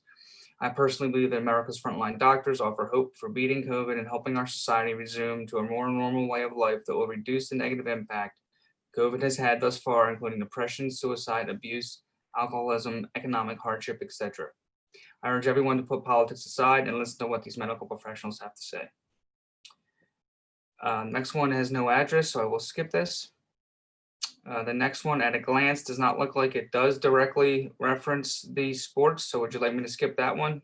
Yes, if you would take that, any comments tonight that came in that aren't about tonight's special meeting, they would be read at Tuesday's meeting about the kind of the general health and safety plan. Okay. So you can hold on to those. Thank you. Okay. Let me just glance to this one. It looks like the second one is, or the next one here is also not regarding sports. I have one here with sports. Catherine Hedrick, 302 Orchard Way, Wayne. My name is Catherine Hedrick, 302 Orchard Way, Wayne. First of all, thanks to you all for the countless hours you have all devoted to our students throughout this pandemic. Your hard work is appreciated more than you will ever know. You are truly an integral part of what makes Radnor schools so great. I'm in support of the RHS plan to have students attend school on the A-B schedule for the beginning of the school year. It will definitely take our entire community to pull this off and keep our teachers, students, and staff healthy. It is for this reason that I am against starting fall sports and extracurricular activities at traditional August preseason time. It pains me to say this, as sports in particular are a huge part of our lives and our love of RHS. My daughter's on the tennis team and I am the assistant coach of that team. We want to get practicing our sport and we want all the fall athletics and activities to do the same. But if our goal is to get all of our students in front of their teachers on the first days of class, they should not be gathering in the 3 weeks leading into that first week of class. Not enough availability in testing, delays in testing results, asymptomatic cases, and long delays in developing symptoms, I do not believe there will be any way to keep COVID out of our preseason. That will then put the plan of getting our kids in school, albeit every other day, in great jeopardy. And even more importantly, it will be putting the teachers, staff, and students' health at greater risk from the get-go. It will be difficult to delay the start of fall sports and activities until after school has actually started, but until there is a proven success with in-person learning, allowing any sports or extracurricular activities to commence is irresponsible and risky. We must take this school year one step at a time. Please delay all fall sports until after the school year has safely gotten started. Thank you so much for your time. Excuse me, Mr. Petiti, I'm so sorry, just a teeny bit slower. It was just a little hard to hear at that pace, if that's okay. Got it. Here we go. Rachel Goldberg, 317 West Laurel Place in Bryn Mawr. My name is Rachel Goldberg, and I have 2 children in the school district, one in middle school and the other in high school. We are choosing to have our children start the year remotely because we do not feel that it is safe to send them to school, considering that the numbers of COVID-19 cases are increasing in Delco. My high school child is a senior and he would like to participate in cross country and possibly marching band. We've been told by the administration that if students are remote, they cannot participate in sports or activities. This does not seem fair. Cross country, which involves running outdoors, is one of the safest of all sports. Although we do not believe that it is safe for our child to return physically to school, he is attending all classes as a full-time student, just remotely for safety, and he should not be penalized by not being able to participate in a sport and activities. I will request that the school board reconsider this policy. Next. When public comment is done, I'd like to comment on that one. Okay. Beth Bernabeo, 227 Pembroke Avenue. Good evening, and I thank you for the opportunity to write in public comment for this important issue. I know I speak for the majority when I commend you all on such a thorough and comprehensive plan. For most students, while routine is important and education and learning are paramount, school may not only be about academics. Many aspects of physical and emotional development and socialization are already at risk with the hybrid/virtual model of learning for 2021. And return to extracurricular activities where possible and driven by health and safety guidelines is therefore critical. Particularly in a virtual learning environment, kids will benefit from routine out of the home. Many students enjoy participating in sports, music, school plays, robotics, and a variety of other activities. Participation in these activities is an important part of students' identities. They provide a group of others with whom a common interest and skill set is shared. When I think back to my own high school experience, it is these groups I remember the most. I know Governor Wolf is recommending no sports until January 1st, 2021. But I would ask, is there a way for kids to safely continue to train/practice their activity or sport in small groups, not traveling to other townships or regions with masks, whatever it takes?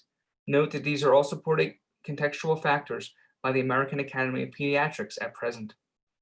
Rather than cancel completely, I would think we could find a pathway to keeping kids outside, doing what they love.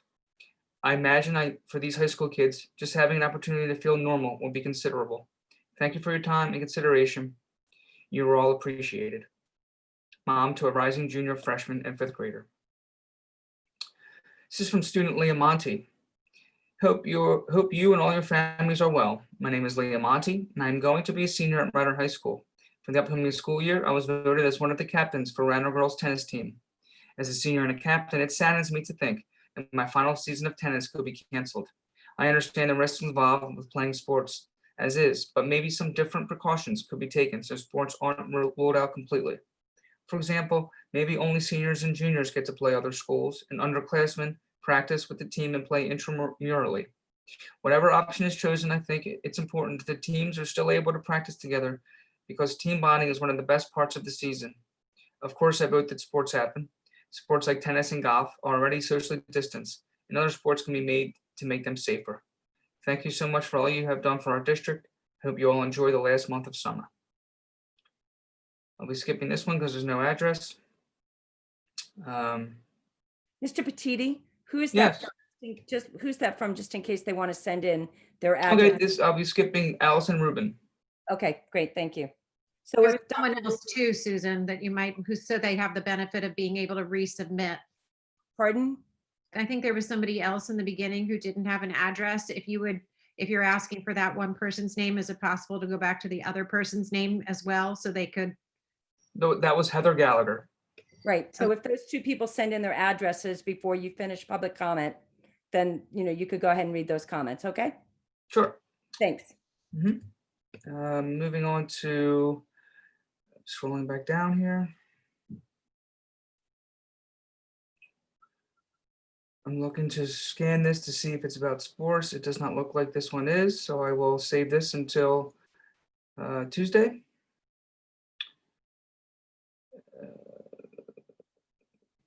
This one is from Sadvi Khanna in Bryn Mawr, PA. She doesn't have her street name, but I know Sadvi. Thank you for your support for our children and for all your hard work in preparing for September. I'm writing this email to express my support for the safety of all Radnor students. I'm asking that when you vote tonight on fall sports in Radnor, that you please consider each sport independently. Some sports pose higher risks of transmission, while other sports can be played more safely with the implementation of appropriate public health measures. Please find a link to the Return to Competition Guidelines by the PIAA below. On page 17, it states, the National Federation of State High School Associations has determined that golf is a lower risk sport. Sports that can be done with physical distancing or individually with no sharing of equipment or the ability to clean the equipment between use by competitors. Social distancing is achievable in golf. The players do not share any equipment. The sport is entirely indoors. All the major junior golf tours have resumed and are actively running tournaments after implementing appropriate public health measures. Thank you again for your leadership and commitment to the well-being of our children. This one is about masks, so I'll save this for Tuesday. This one is additionally about face coverings. Another.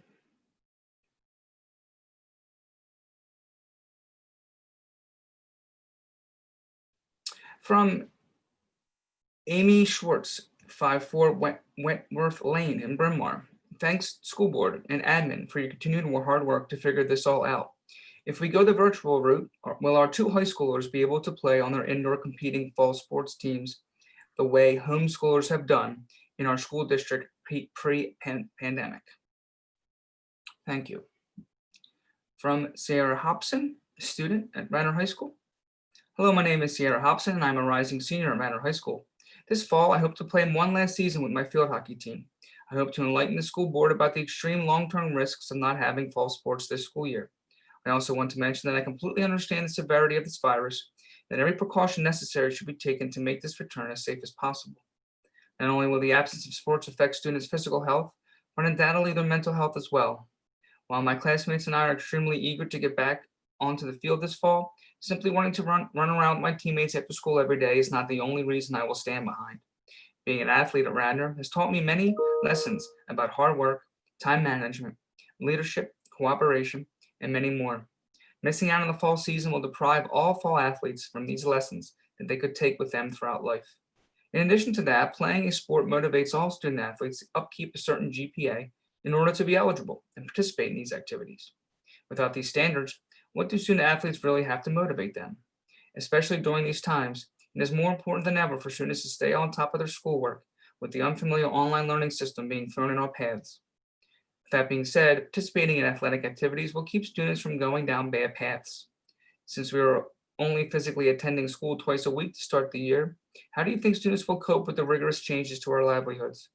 Lastly, if Radnor does not hold sports this fall, I hope it is recognized that high school athletes will simply not abandon their fall seasons. The alternative to school sports are clubs, and from experience this summer, club teams will 100% capitalize and hold practices and games. This will present a much larger issue as club teams have students from all over the area, not just Radnor. This will only create worse problems, as the students in school will be exposed to cross-contaminated students. Some of the Radnor fall teams, in addition to club sports, have already been safely holding practices throughout the summer, so why not go back now? I ask that you please consider these risks when deciding tonight. Thank you for your time spent to make Radnor such a great place. From Amy Lee, a student at Radnor High School. Hello, my name is Jungmin Lee, Amy Lee, and I'm a rising junior at Radnor High School. The attached file is for public comment for tonight's meeting regarding the sports for the 2021 school year. I'll greatly appreciate your time reading this letter and considering this while making the decision. Thank you so much for your time. Now I have to locate this attachment. Here we go.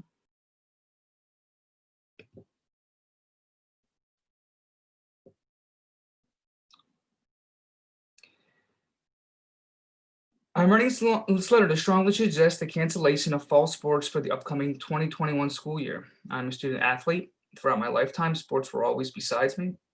When I was 4 years old, I started swimming. When I moved to Radnor in 7th grade, I had a great opportunity to join the soccer team and participated throughout middle school.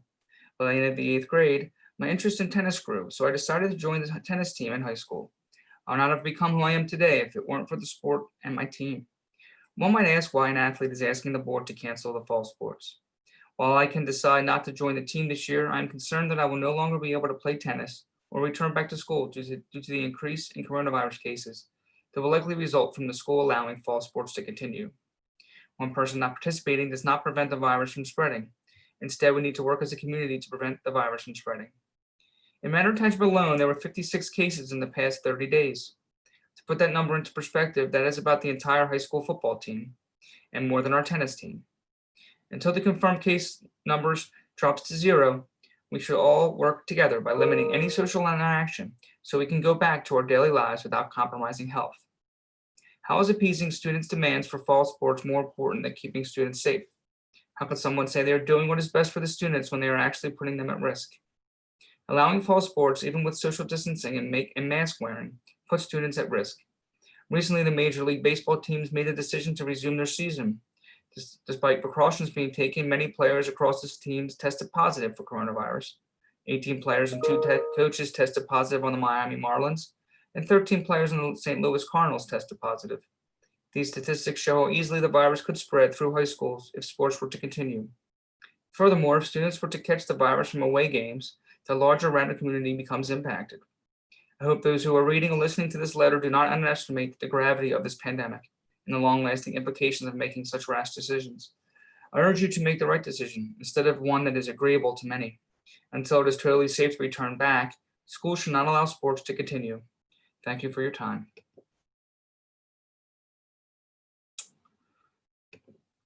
Next, let's see.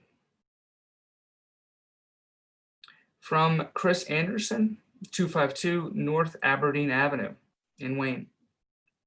If a student elects to do all virtual schooling and if sports are allowed, will they be able to participate in athletics? Soccer and other sports had voluntary workouts this summer and things went well and everyone was safe.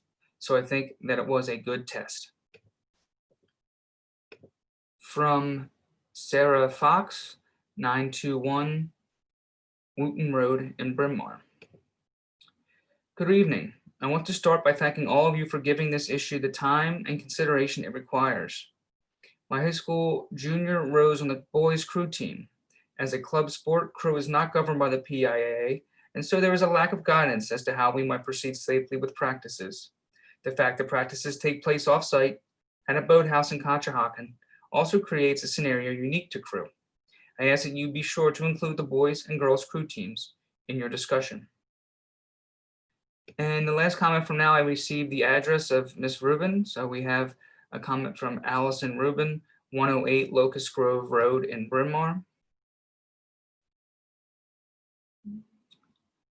Where are you, Miss Rubin?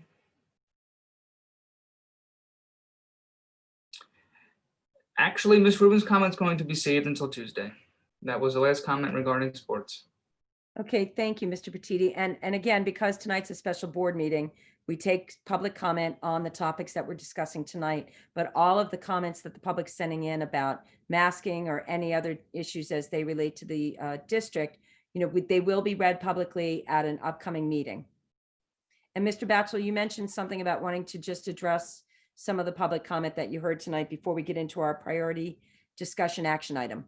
Yeah, just two things. One, wanted to just with that note about the masking, as Susan, as you just mentioned, Tuesday night, and if you just tuning in with us and you didn't hear the beginning part of the meeting, we talked about that masking piece and what is in our health and safety plan, and that we will be discussing that next Tuesday as well and looking at that. So the board will have a public discussion about that next Tuesday.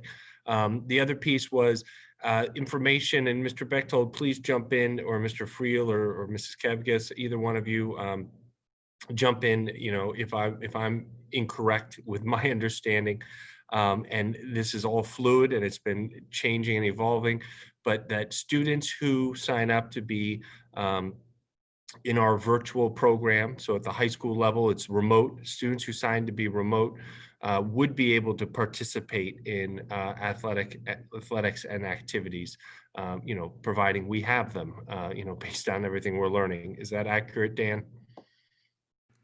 Yes, that's accurate. And I think there's just been some confusion, especially as information has gone out to the different organizations today. So we apologize for that confusion, but that students would be able to. So I wanted to just comment on that one commenter because I received some information today and concerns about that as well, and wanted to share and let people know that they would be able to participate. Thank you. Great. Thank you, Mr. Batchelor. Okay, so with that, we're going to move into our priority action discussion item. And I will entertain a motion to ratify the revised health and safety plan for voluntary workout for sports at Radnor High School. And do So I moved. have a motion? And a second? So I have a motion from Liz and a second from Amy. Your hand went up a moment ago, right, Amy? Yeah, that's what I thought. Do we want to have any further discussion about a plan that we're ratifying that ends tomorrow? Okay, great. With that, I will call the vote. All those in favor of the health and safety plan as ratified, say aye. That's 1, 2, 3, 4, 5. And all those opposed? Let's see, 1, 2, 3, 4. So that ratified plan passes 5-4. Okay, great. Mr. Batchelor, are we going to table, or are we going to defer 5.2 and instead bring up new business, a conversation about sports for the fall? How do you want to proceed with this item? I'm sorry, I do want to just make one comment. I had it on my notes to say this. On board docs, the plan that is attached as the health and safety plan is actually the wrong document. There was a technical error today, and tomorrow we will update the website and the board docs with the plan that we just ratified. And it will just be that 9-page document.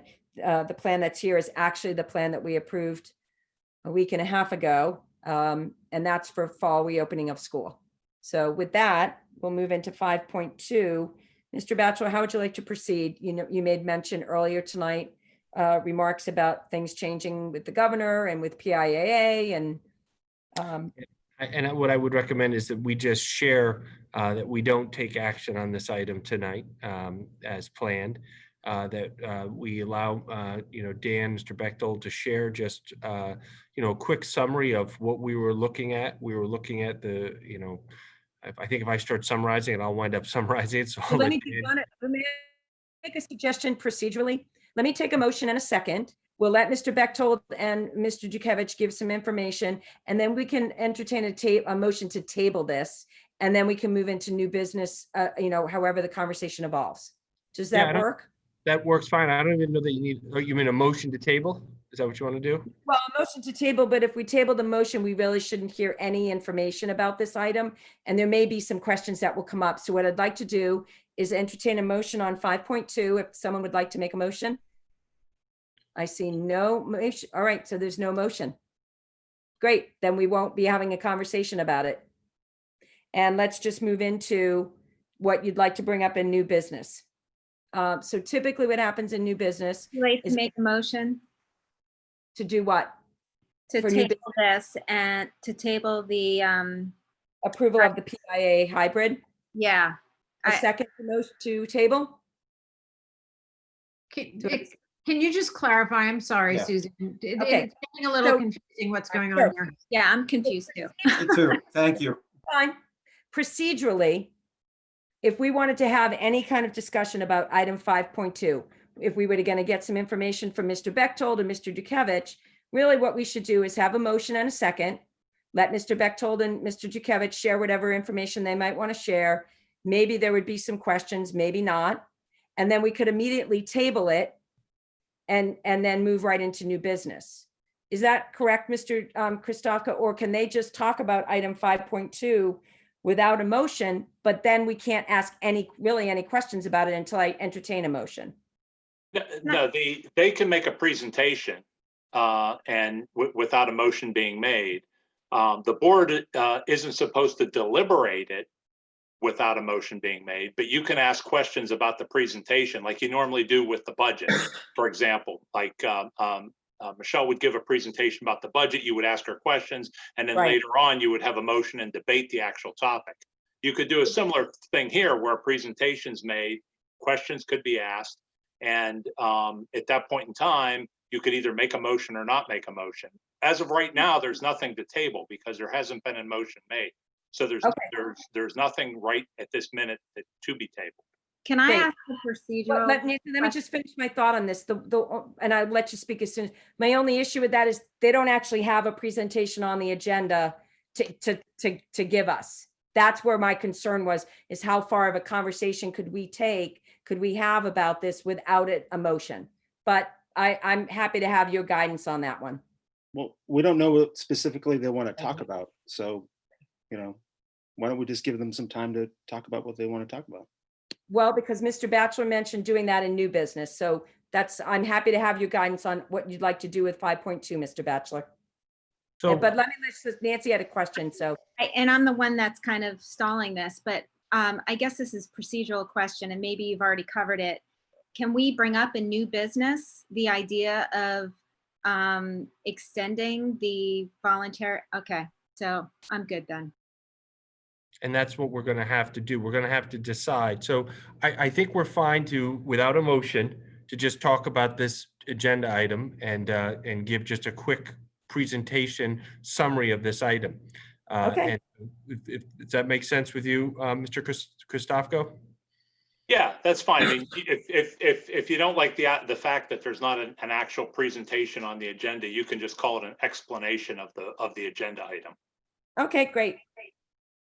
If you're explaining, you're losing. So let me start explaining. As we're all well aware, the governor announced today, that sports should not continue until January of, till January of 2021, January 1st, actually, very specific, was his recommendation he gave today. So we have to wait now and see what is the reactions to all that and what does all that mean. What we were going to bring forward today, and I'm going to quickly try to summarize, but I'll ask Dan to jump in if I don't summarize anything accurately, is that the PIAA did offer several options for school districts on how to begin fall sports. And one of the options was what was called I believe the hybrid option, which would have had sports beginning in mid-September. That was going to be our recommendation tonight, that we follow the PIAA guidance, that we continue voluntary practices between now and mid-September, and that we would, between now and mid-September, continue to monitor things, see where we are. As we know, things are ever changing. But as of tonight, the plan would have been, as of the 6th at 8:42 at night, is that we were going to have sports begin in some structured format in September would have been our goal. Exactly how that looked at every level would have been a lot of things that we still had to look at in details. Based on the governor's announcement, we're no longer coming forward with that plan. Under new business, I would be very comfortable entertaining a discussion if somebody wanted to make a motion that we need to figure out now, what are we doing? And this is where we eventually will have to get into new business for this piece if somebody wants to make a motion. But we need to figure out then, if we're not going to go forward with this recommendation based on the governor's plan, because there may not be any athletics. We are hearing a ton of rumors from PIAA, from other entities, that everybody's trying to decipher what the governor shared today. Is it possible that there could be recommendations that fall sports happen in the spring? Is it possible that they could make recommendations that starting in January is 7 weeks of winter sports, 7 weeks of fall sports, then 7 weeks of spring sports? I mean, there's all sorts of, all the rumors are out there. They're all flying all over. I don't have any answers for you. I don't think Mr. Friel or Mr. Bechtold has answers for us. So we're not going to ask anyone to move forward with the plan for September because there may not be. So we're going to have to, we're in a holding pattern. So the question for us tonight is, do we want to continue with the voluntary practices? And if we do want to continue with the voluntary practices as we take the next couple of weeks to figure out what all of this means for us, we would need, under new business, for a board member to make a motion to have the motion would be for the district to continue to operate under the ratified health and safety plan for voluntary practices until we end it. Until, operate under it, or set it, or we could set a sunset date for the next, 3 weeks, or until we could pick the August 25th board meeting, and then we could just, whether we want to continue it beyond that as well. So that's where we are. So are there questions about what I just shared? And Mr. Bechtold, first and foremost, is there anything that I didn't summarize well in that? No, I think that you hit the high notes. I mean, we did, Mr. Freeland, the athletic directors for the Cal, did a lot of work. They were looking at an all Central League schedule. They were looking at an abbreviated schedule. So there was 3 different options that the PIAA gave to districts. They gave us a traditional start. They gave us what's called an alternative start, which is a slightly later start. And the latest start that we could get was a hybrid start. And we were going to recommend the hybrid start. But I think that Mr. Batchelor hit the majority of the high points as far as what we were going to recommend.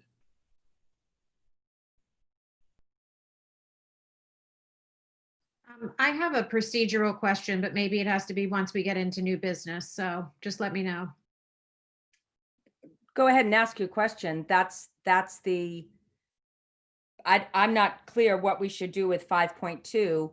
We have an item on the agenda that comes before new business. So we just got an update about 5.2 and why we're not going to move forward with it. But can we just ignore it and not take action, or table it? I think as long as there's no dissent, you're able to remove it from the agenda, but we'll let Mike Christoph go. But I think as board president, you could actually, if there's no dissent, we could remove it from the agenda. Yeah, I mean, the fact that it's actually printed on the agenda is just kind of the suggested order of things, and it's there to give the public notice that these are the items that may come before the board for consideration.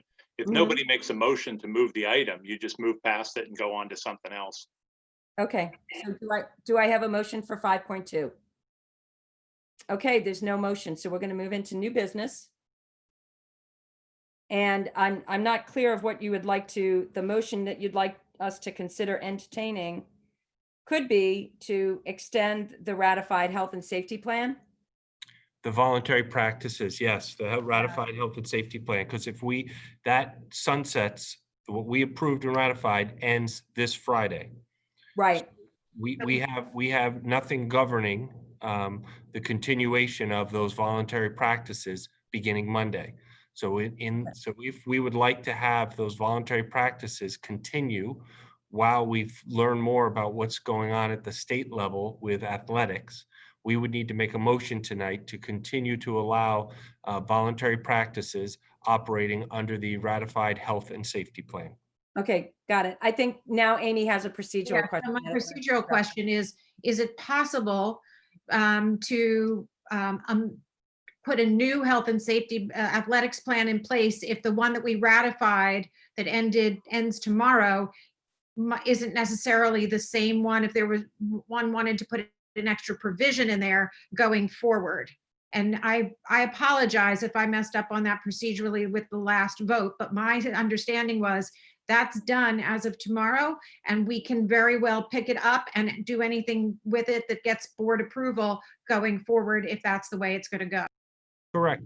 We could certainly amend that moving forward, depending on what that motion is or amendment, or if somebody wanted to make a motion, whatever that initial motion is to take that that plan with whatever changes somebody would like in it. They could include that, or if it's somebody else wants to amend it once it's opened up, they could offer an amendment to add additional into it. Mike, is that fair? Mike? Well, yeah, that's right. So a board member would have to make a motion. So for example, if you wanted to say the health and safety plan that ends tomorrow is extended for 2 more weeks, with the additional provision that a requirement that everybody maintain a separation of 6 feet be included in the plan document, that could be the motion. And you could second that and debate that. And then as you talk about it more, you might determine that needs to be amended and other people want to include or change other things. That can all be just worked through. I think my challenge with that right now is the presumption that that's the way to proceed. The presumption is that the way to proceed is to start voluntary, continue to have voluntary practices. As I read through that plan, in the context of the rest of the sports. So I remember I articulated this earlier. I asked this question earlier. Why boys basketball and not girls basketball? Why not this sport and that sport? If preseason practices basically begin under the auspices of a voluntary practice schedule, there's a whole lot of things in this plan that are problematic. We have far more than 50, I think we have more than 50 students on the football team. And there's a limit to how many can be there. And some of the other ones, I mean, there's other issues with the plan as it relates to the rest of our fall activities, that it doesn't really meet the need. Well, Susan, you can let someone make a motion. Sorry. Yeah. I was going to say procedurally, the way to address that would be after the motion is made, there could be a discussion and those concerns raised. And if enough members of the board share those concerns, the motion would be defeated. The plan Right. wouldn't be extended. Okay, so we could still proceed that way. Sarah, I'm you were, guessing a number of us have motions that we would like to float. sure, right. Exactly. And Andrew, exactly my point, but Sarah's going to say something, then let me come No, back to I you. was going to agree with Mike. You can let the motion be made and watch it fail. And if it doesn't, then it passes. Okay, great. So Andrew, you wanted to say something. I'm sorry, go ahead. Sure. I actually wanted to float a motion to suspend all practices of all kind until the beginning of school. And that follows a recommendation from a CHOP health policy group. We all watched the video. And they strongly recommended that in order to help decrease transmission and to help get the virus under control and to help our mitigation efforts go in the right direction, that would be a very important step to do that. So I wanted to make a motion to consider that. Do you want to make a motion to, just let me get the wording correct then? Sure, I want to make a motion to consider it, to discuss it. Right, but so what to suspend? Wouldn't be a motion to discuss, it would just be, you want to make the motion. You want to make a motion, so what's the motion? Motion. Okay, sure. If we don't want to discuss it ahead of time, we could just make the motion to Right. suspend all practices, voluntary or not, until the beginning of school. Can I just clarify September that sports practices? Sports practices, Until September 8th, you mean? right, until the beginning of school. Or we could decide upon a date, but Sure. the idea is that what I'm basing that on are some So I strong. know that. Let me get a second. Let me see if there's a Sure. second for that motion. Or there's a second, just based on the clarifying question from Sarah. Sure. Sports and activities or just sports? Just sports, any kind of sports. So marching band is going to be allowed to meet, but sports. Marching band is a class. It's not an activity either. See, that I'm not sure that that's true, but I have a second, Sarah, from you. Okay, so now we can begin to discuss the conversation. Okay, So sure. Andrew, why don't you go back to what you were trying to say? Great, thank you. Sure. Yeah, no problem. So what the doctors talked about in this particular webinar that we all watched, I wouldn't mention it as a single data point floating out there if it didn't align with what I've already been learning.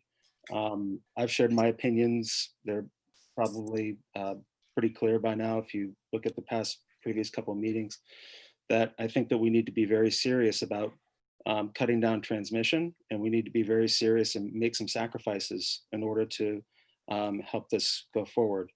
I say this as someone who played a lot of sports growing up.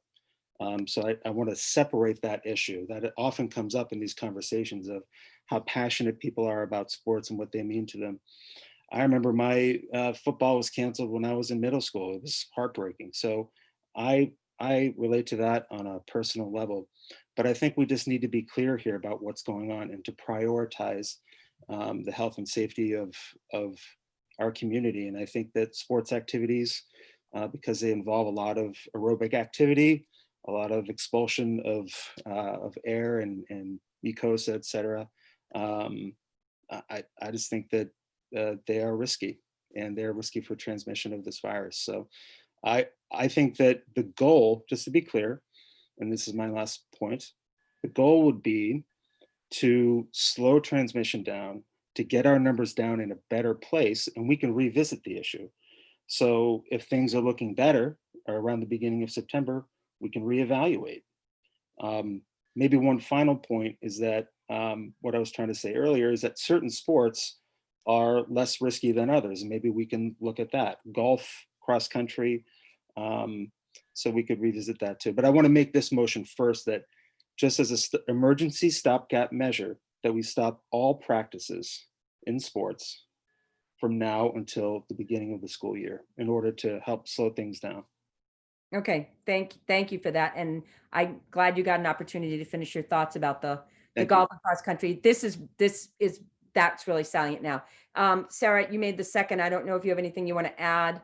I do think we need to get some clarity around. So marching band is, I'm not positive. I know that the class called band is a class in school. I don't know if marching band is considered an out of school activity or not. And Mrs. Kevgis or Mr. Bechtold, maybe you can clarify for us. We do have a supplemental for marching band that is paid just like a athletic supplemental. So we Right, do that's have band class, and then we also have marching band that is outside of school. If we would not have any athletics or extracurricular activities, if we would not have marching band or color guard, we would still have band, orchestra, and chorus under the health and safety plan that the board approved. Thank you for clarifying that. Okay, is there any other board comment? Yeah, I have a question and a comment. This is Lydia. Uh-huh. So when we were doing the preseason sports, The voluntary practices. correct, were those coaches being paid, or was that also voluntary? That was also voluntary. Okay, thank you. I just want to go on record as saying that I agree with Dr. Babson. And I think that these are extremely abnormal times. And yes, of course, sports is a huge part of a well-rounded, lifestyle for our students. But these aren't normal times. And we, as a community, everyone has to do their part to get the numbers down. We're not really looking in a very good place to open school for everyone. And I've been absolutely clear that is my top priority, is to get school to look as normal as we possibly can. And we're not in a position to do that. So we really have to look at everything we can do to get numbers down so that we can revisit all of the things that make for a more normal lifestyle for students and for all of us. And so to do that, this is one obvious way, because of the inherent possibility of spreading virus while you're running and breathing heavily. I do think it warrants a discussion. There seems to be sports, seem to me, that could be done much more safely. It seems to me tennis, golf, cross-country running are things that could, possibly be safer, but I think that's a conversation further down the road. So I just want to go on record as supporting this motion. Okay, Nancy, and then Jeff. Okay, I actually do not support this motion. I think it is important that we have a continuation of the voluntary training. Up to this point, everything that's been presented to us is that it's going very well. The kids are being extremely responsible. They're enjoying it. They're able to socialize with their peers, as well as the fact that, as was mentioned, physical and psychological benefits. I also saw the CHOP webinar that talked about sports, and my interpretation of that is that they encouraged continued exercise and getting together. It was more the issue of inter-school competition, and you can correct me later, Andrew, but that, they stressed the importance that these kids need to be doing something. And in a lot of cases, there are many athletes that being an athlete actually make them a student. I think that's important to kind of not lose sight of. And another point, you know, perhaps with this health and safety plan, you know, adding social distancing requirements, and per PIAA guidelines, they are very specific by each individual fall sport. I think that we can take a closer look at that with these conditioning and training, and perhaps incorporate some of those guidelines by individual sport, because they are so unique and different. And lastly, if we don't offer this, and I can speak pretty confidently, parents or kids are going to find travel teams, and they're going to expose themselves and others to greater, broader geographic areas. And it's happening now. I mean, lacrosse is going on now. Basketball is being played now. They are traveling to Long Island and Maryland. It's happening now. So if we don't offer this opportunity for these kids to, you know, be with their friends and let off some steam, they're going to find it elsewhere. And the people who are going to be disadvantaged are those who are economically challenged, who can't afford it. And those are some of the kids that really need this the most. Jeff? Yeah, I won't repeat. I would say every single thing that Nancy said, so you can double that. That's why I also oppose this motion. And also, I think the best predictor, and listen, it's not scientific. I'm not Dr. Babson, and I truly respect the data and what he and others bring to the table. Is the best predictor of behavior, I think, is past behavior. And what we heard tonight from Mr. Friel and others is that the students, the kids, are abiding by the guidelines, and that to date, as far as we know, there have been no cases of COVID that have come out. I hope that, obviously, we all hope and pray that continues. I think that demonstrates through these few weeks that it can work, and that I can't echo enough what Ms. Monahan said as it relates to they will find a way, and they will, and psychologically, the American Academy of Pediatrics and others, we can debate this, but many others think that being outdoors, in particular, playing sports, adds tremendously to the psychological and emotional well-being, in addition to the physical well-being of our kids. And that's why I oppose this as well. Okay, are there any other comments? Andrew, you wanted me to circle back to you. Oh, Liz, you know, Andrew, because you spoke first, let me. Sure, absolutely. Yep. Go ahead, Liz. You're muted, though. I also agree largely with what Nancy and Jeff just said. And I guess I am looking, though, for a little clarification, and I know we might not have it yet, but on the governor's recommendation that we heard today, my understanding, can you guys hear me? Someone needs to mute themselves. Okay. My understanding, and Ken, maybe you know this, but it was no sports competitions, but it did not include no conditioning and workouts under safety guidance, correct?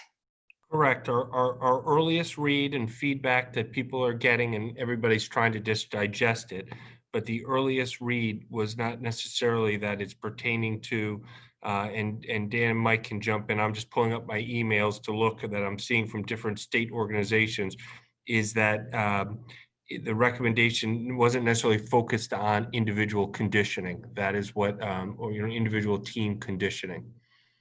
That is correct. So the initial information that we got stated that competitions, intramural play, and scrimmages were prohibited, and but that conditioning, drills, and other training activities would be permitted.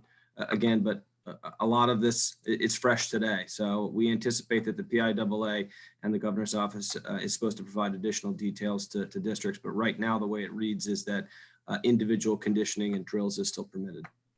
Okay, and I want to just make clear the reason that I feel this way is, I mean, I, like Nancy, I watched that CHOP Policy Lab too, and it was very informative to the way my current thinking.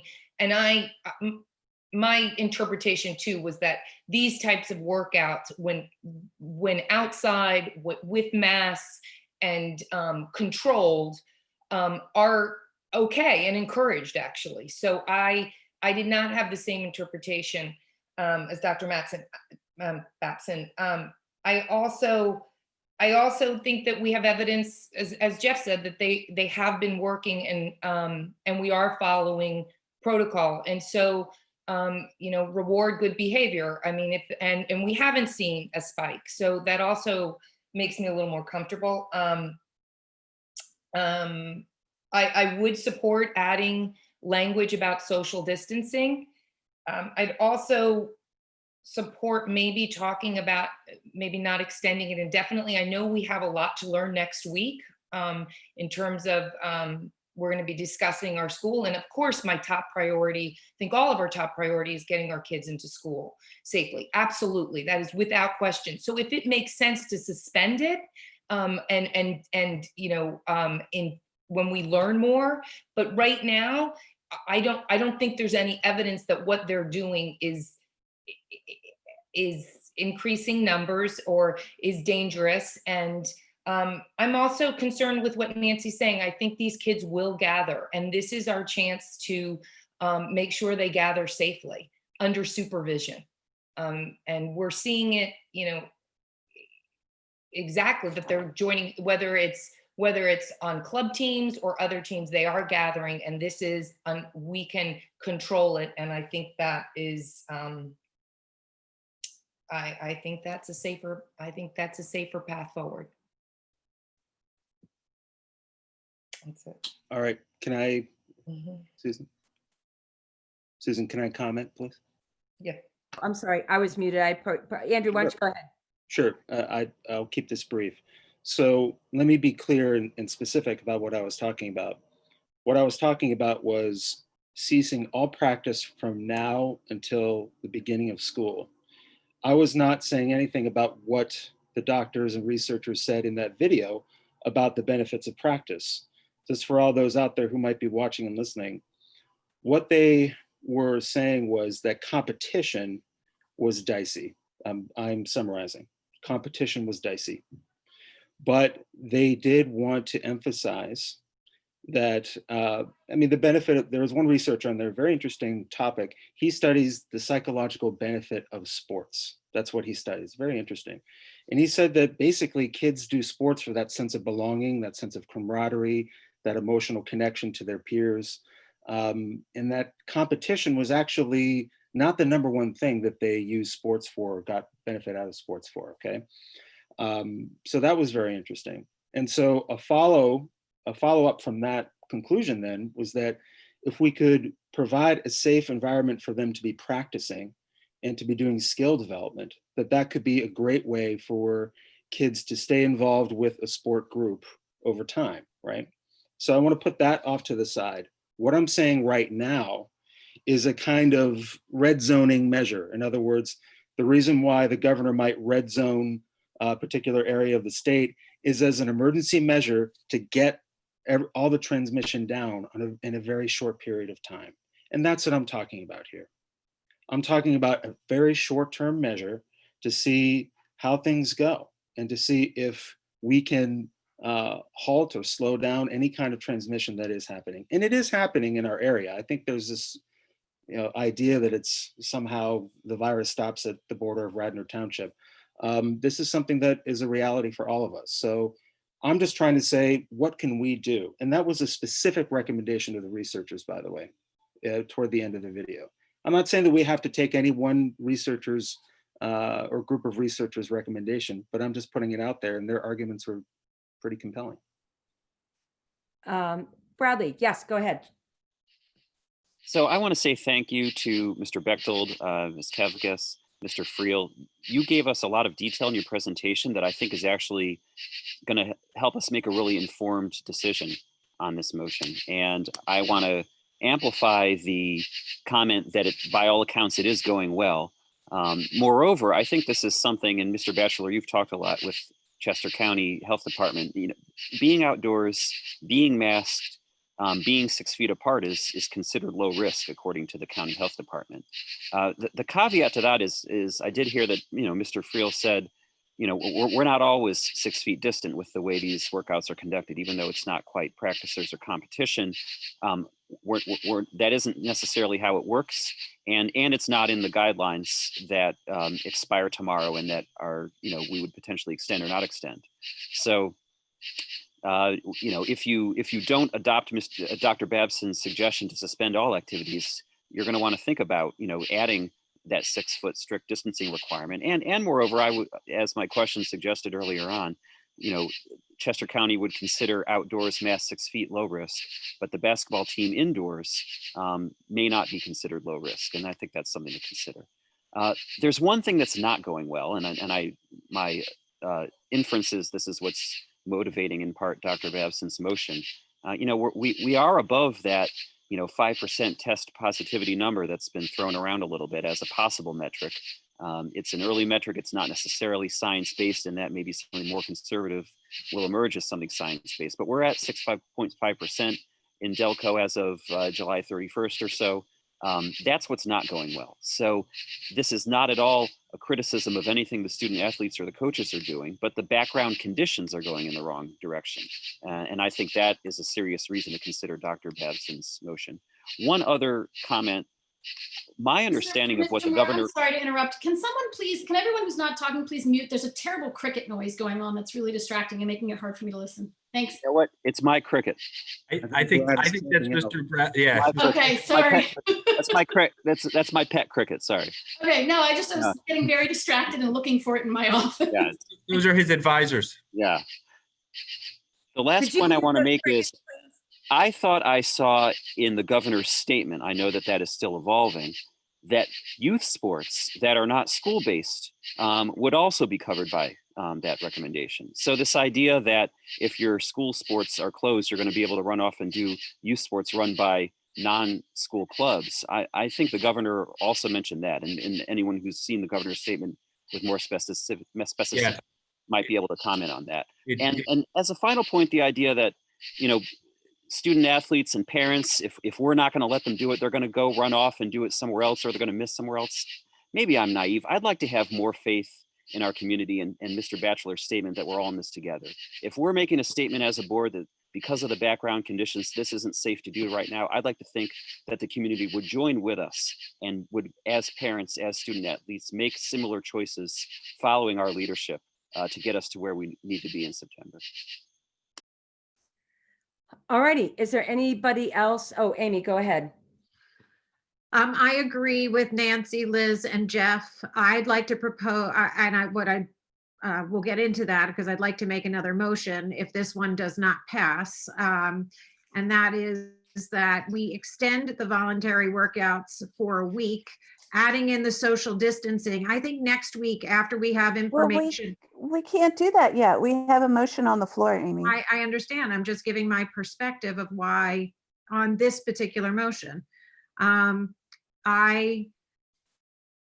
me try to get my train of thought. Sorry. What I'd like to do is, as I said, as others have, I echo Nancy, Jeff, Liz's perspective. I'm sorry, I lost my train of thought. You were talking about what you would propose if this motion fails, but okay. we will take a vote on this motion. Right. But I just want to put the idea out there in case, and it is what I'm thinking in case it resonates with anybody else, which is that, because nobody's mentioned it yet, and that is that, for one more week, we are 4 weeks out from school. Where I am right now, because 3 weeks I could see, we'll know a lot next week potentially when the PIAA and Governor Wolf sit down tomorrow and hammer it out. I think by next week we'll know more.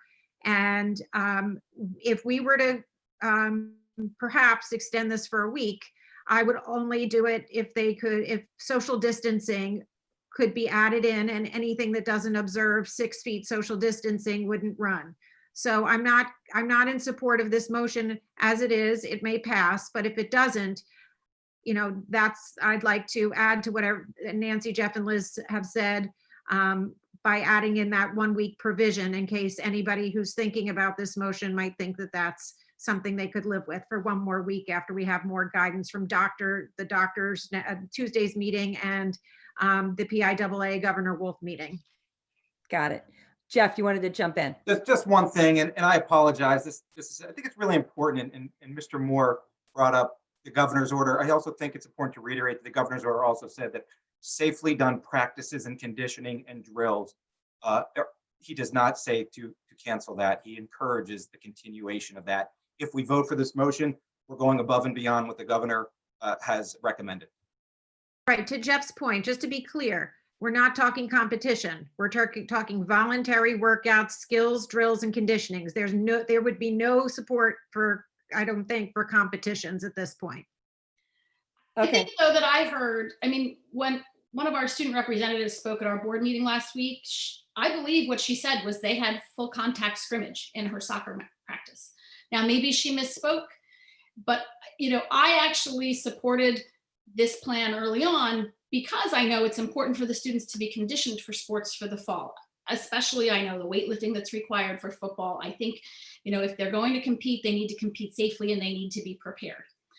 Amy, if next week we find out that there will be sports in the fall, I might support a motion to reopen it. But I think right now what we've been told is there won't be sports competition in the fall and that we shouldn't risk being able to open school for sports to be happening. And that's where I am. So it's not that we can't, I mean, we're voting this, we can always change our mind, but I think it would be nice to give people some clarity on where we stand on things. And I know we don't all stand in the same position.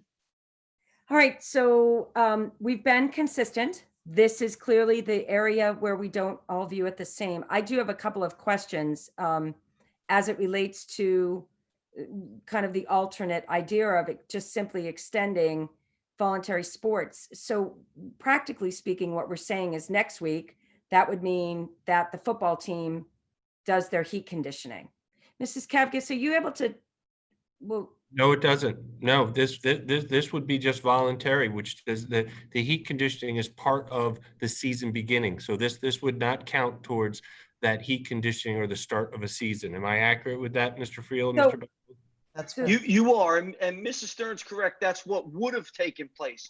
But heat acclimation is completely off the table at this point.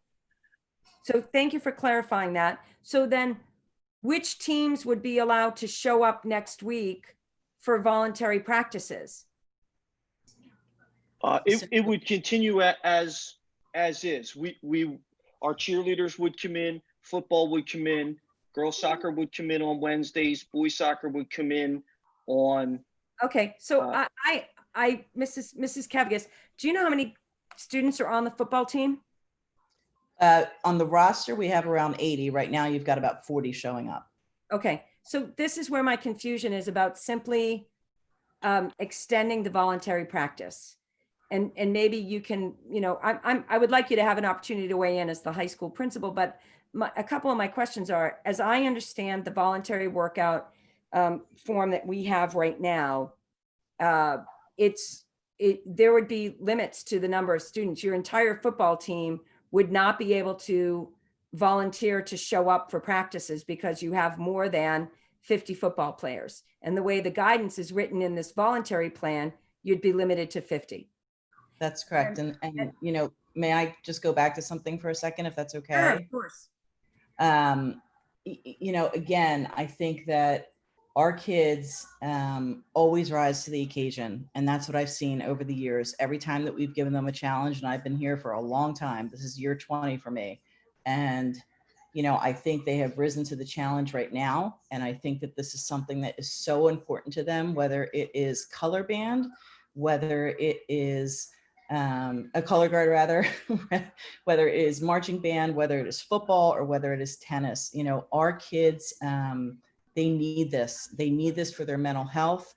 They need this for their sense of belonging. I mean, I see Dan Drew and Maria Drew every year with their kids, and it is the most amazing thing that I can see, because the way that they form relationships with these kids, and these kids form relationships with each other. And so many of them don't necessarily find a place in our school. And this gives them, a place to be. And, to Nancy's point about kids and eligibility, I've been working with a little boy for 2 years now who wasn't eligible to play football or to wrestle. And he worked by going to after school tutoring every single day, for 6 months to get his grades up so that he could stay in the program. And, he used to joke and come see me and say, do I still have to go, Mrs. Kevgis, and laugh. But, he took such a comfort in knowing that he was improving his academics and that he was doing it himself and challenging himself.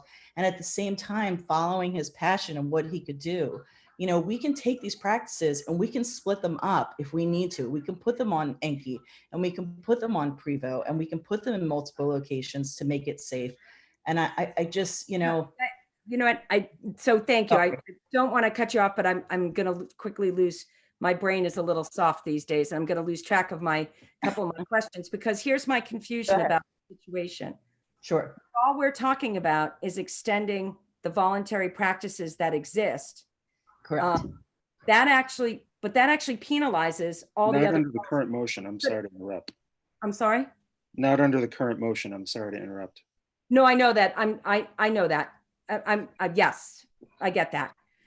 But the notion of extending the voluntary practices would actually penalize all the other fall sports.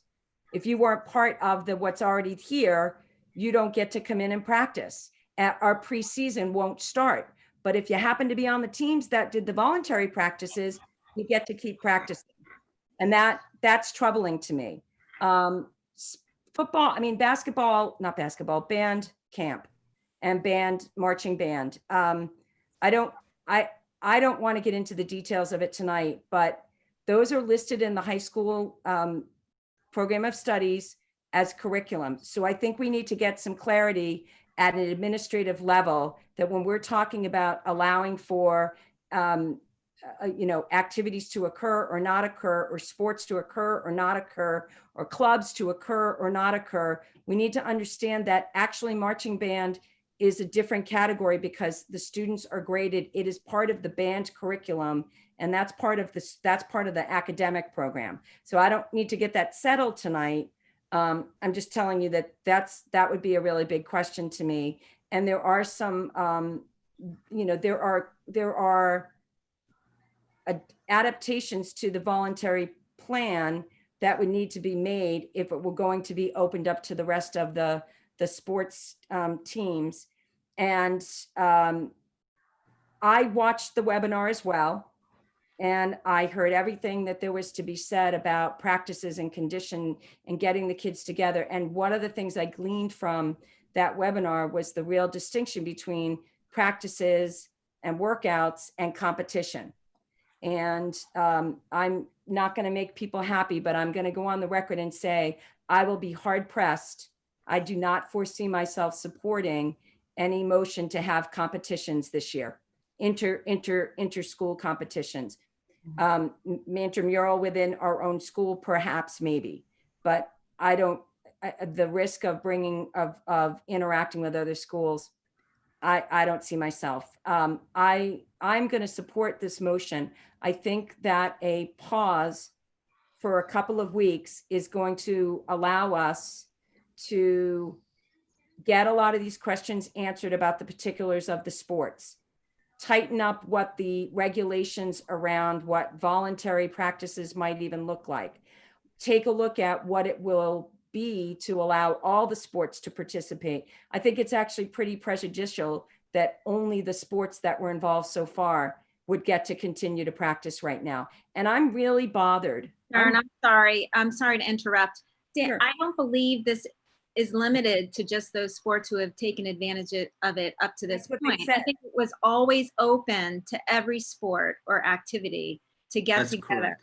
Well, that's not what they said. They said it would be the sports that have been running. I asked that question. So if you want to change your answer on that, that's fine. No, My apologies. I said that. I said I was just reading off the team that are already booked for next week. I think, but just to be If tennis clear, called me, they could come out in a heartbeat. right. Okay, I totally heard that differently. So thank you for clarifying that, Mrs. Monahan. But the other piece that I took away from the webinar is that I recall them saying that there is value in taking a pause in quarantine, in taking and stopping everything and get the numbers down. But maybe I'm misremembering and it was a different webinar. But I'm going to say I'm really That's troubled exactly the by. part. Sorry, yeah. Pardon me? I'm sorry? That was exactly the point that was made a consensus in the video that you just Yeah, said. that's what I thought. I heard that they all actually agreed that there is value in taking this very pause that we're contemplating. But the last thing that's really troubling me is the very thing that a couple of board members mentioned, which that we have families out there who are traveling all over and playing all sorts of other places in an uncontrolled fashion. That really troubles me, that we have families who are putting at risk a safe start to our school. That's really unfortunate to me, if that's accurate. Yeah, and I'm sorry to interrupt. I think I had brought that up. This is all acceptable. This is all, travel teams are being allowed right now. And all it's not anything that anyone is doing that they are going, doing illegally, so to speak, or against the orders. Yeah. It's going on and it's acceptable in the current guidelines, and each of these teams have guidelines. But what my response was, and I'm sorry I just want to clarify. No, I'm happy to hear it. What I was saying is that if we don't offer some kind of activity or conditioning, especially, and I didn't even mention this, but especially given the fact that for 10th, 11th, and 12th grade, they will not have the PE requirements. They've been eliminated for this next year. If we don't have some kind of continued conditioning, and I personally would love to see it now through the time school starts, parents are going to find other ways to get their kids involved in sports or other activities that may be in a broader geographic area. And I think that containing it under our regulated rules is more manageable, more controlling. And I think Ms. Kepka said, Radnor students are pretty responsible, and we've seen that thus far. Yep. Yeah, no, I agree. Actually, Nancy, I agree with everything you said. And we'll be more successful at keeping the numbers down if we do all of what you just said after we take a 2-week pause and ask families to really hunker down so that we can start school. And that's, and I don't think Andrew's motion wasn't calling for a canceling of practices in the falls. It was a 2-week, he was asking for a pause until the start of school. And, yes, it wasn't a canceling. And I think that allows us some time to get really ready. But at this Can I point, just ask a question then about timing, because you're saying 2-week pause, and I think we're right now at 4 weeks until school. So I guess that's just the question. Well, and that's something that Amy had brought up. Like if you're looking at, if you extend it 1 week and then let me look, right? Then it's 4 weeks. Then you're still 3 weeks before. Right. Yes. So there was a little bit of confusion at the beginning. And, I think Andrew said, well, just for some period of time. And no, you're right. So that would be something that, Dr. Babson, what was your exact motion? I was thinking up until that first week when we open school, because again, as you very well put, and a number of you also put, Sarah, Brad, the idea is to help get the case infection rate down and for us to set an example. In my opinion, it's not very responsible to be playing competitive sports right now. I have taken Grant out of camps that I was very much looking forward to him being involved in because of this reason. So I think that recommendation sounded very solid to me, very supportable by scientific evidence, and it would further our goal to have a great situation to open up school in the fall for the plan that we voted on. Even though I voted no, I still want the safest program that we can put forward. Got it. Okay. So is there any further board comment? Yes, Jeff, go ahead. Just a quick thing. And I guess, Andrew, what I'm hearing you say competition. And I guess I'm asking the board to delineate between true competition, scrimmages, contact. My daughter plays soccer. She's been to a couple of the walkouts. They're not scrimmaging. So I don't know where you heard it was complete drills. To the conditioning and the drills at appropriate social distancing with masks on at all times versus scrimmaging, contact, keeping score, scrimmages. I think we there's a need to difference. end it all. I think we need to Oh, cut no, it all. I understand. I'm saying I think there's a difference. I'm just saying I think there's a difference. Okay, okay. All righty. So I'd like to offer up a friendly amendment that we put a 2-week pause on this. Oh, I know the dates are hard, but because I say 2 weeks, but the reality is that we would take this back up, take the 2-week pause and take this conversation back up at the August 25th board meeting. If anyone would like to amend, I forget how we do amendments, a friendly amendment. I'll Mr. second that amendment. That we take a 2-week pause and revisit this at the August 25th board meeting. Yeah, exactly. If the amendment is that it's a 2-week suspension instead of a suspension to the first day of school, I'll second that. Okay. I don't so, understand. Wait, Is that clear? I just want to make sure I'm clear, Susan. So what you're saying is not up to the beginning of school, but let's have a suspension, a full suspension, like I am making a motion for 2 weeks from now. Is that correct? Correct. Okay. Yes. Do I have a second for the 2-week? I need clarity. I Sorry. need clarity I again. don't understand. I think you need what- a date. Okay, guys, I just can't do 3 people at once. So there would be, practice was supposed to end tomorrow. Dr. Babson's motion would have us suspending practices until September 8th. I like to think of these things around board meetings. I don't even know what that would have, what implications that would have around a board meeting. If that means practices would just begin September 8th, the first day of school, I guess. I offered up did anyone want to make a friendly amendment that we take a 2-week pause instead of a 4-week pause and not hold practices next week or the week after, and that we take this conversation up and reevaluate the numbers and all sorts of information and all sorts of things could happen. And we reassess this at the August 25th board meeting. So Susan, just to clarify, are you saying that the end date would be August 25th? No, the 2-week pause would be practices. Well, yes, through the that. August 25th board meeting. I forget what day of the week it is today. I'm sorry. So today's Thursday, so that's almost 3 weeks is why I'm asking. Yeah, So 2.5. Yes, 2.5 from a Thursday to August 25th. So you're asking to suspend it until August 25th, at which time the board would have to either vote to reinstate practices or Extend. to suspend them. Okay. Yes. Can I jump in here for a second? Yes, please. So you had originally made a motion, Susan, to amend the previous motion that was being debated to make it a 2-week pause instead of until September 8th. And that motion to amend has been seconded.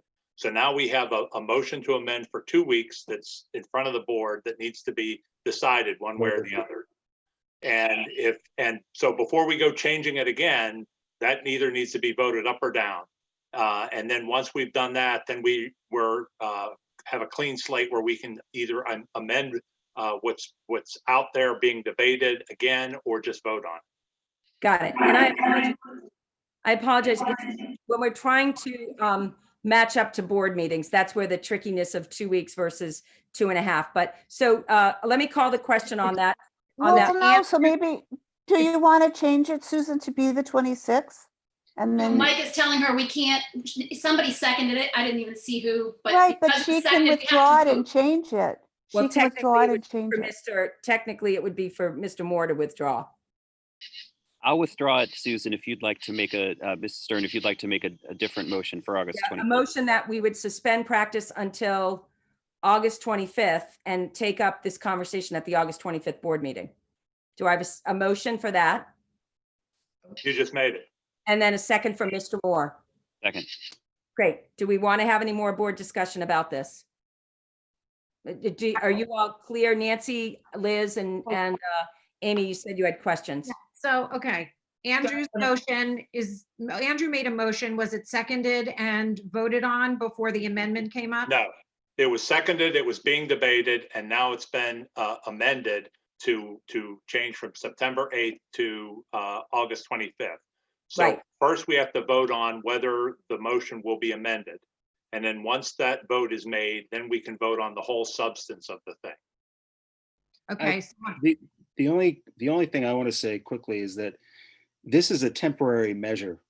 And so I don't know what the point of cutting that in half is or abbreviating that. I mean, it's a temporary measure, so I'm not sure why we would shorten it Well, I to. can tell you why, because when I watched the webinar, what I heard was that they said that a 2-week pause was a good thing. So I'm not sure that I see the value of a 4-week pause. That's all, Andrew. Okay, all right. I just remembered that they said up until the beginning of school in order to facilitate reopening. That's. I think in terms of the 2-week pause, I don't know where this goes in terms of motions or procedural, but what about making the 2-week pause, continuing the workouts? I think this is what Amy had suggested, continuing the workouts and then pausing them 2 weeks before the start of school.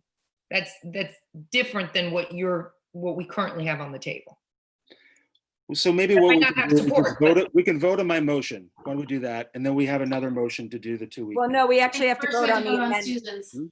We actually have to vote Okay. on the amendment. All right. Okay.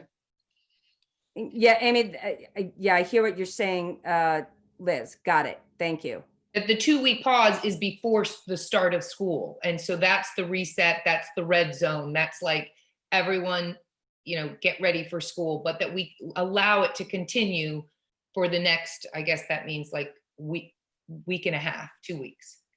One more week. It's actually one more week.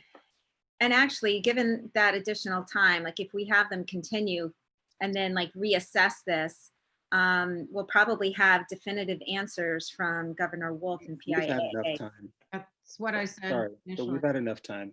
The numbers that I've been quoting in these meetings, it's the same trend. It's continuing. So anyway. Radnor Township only?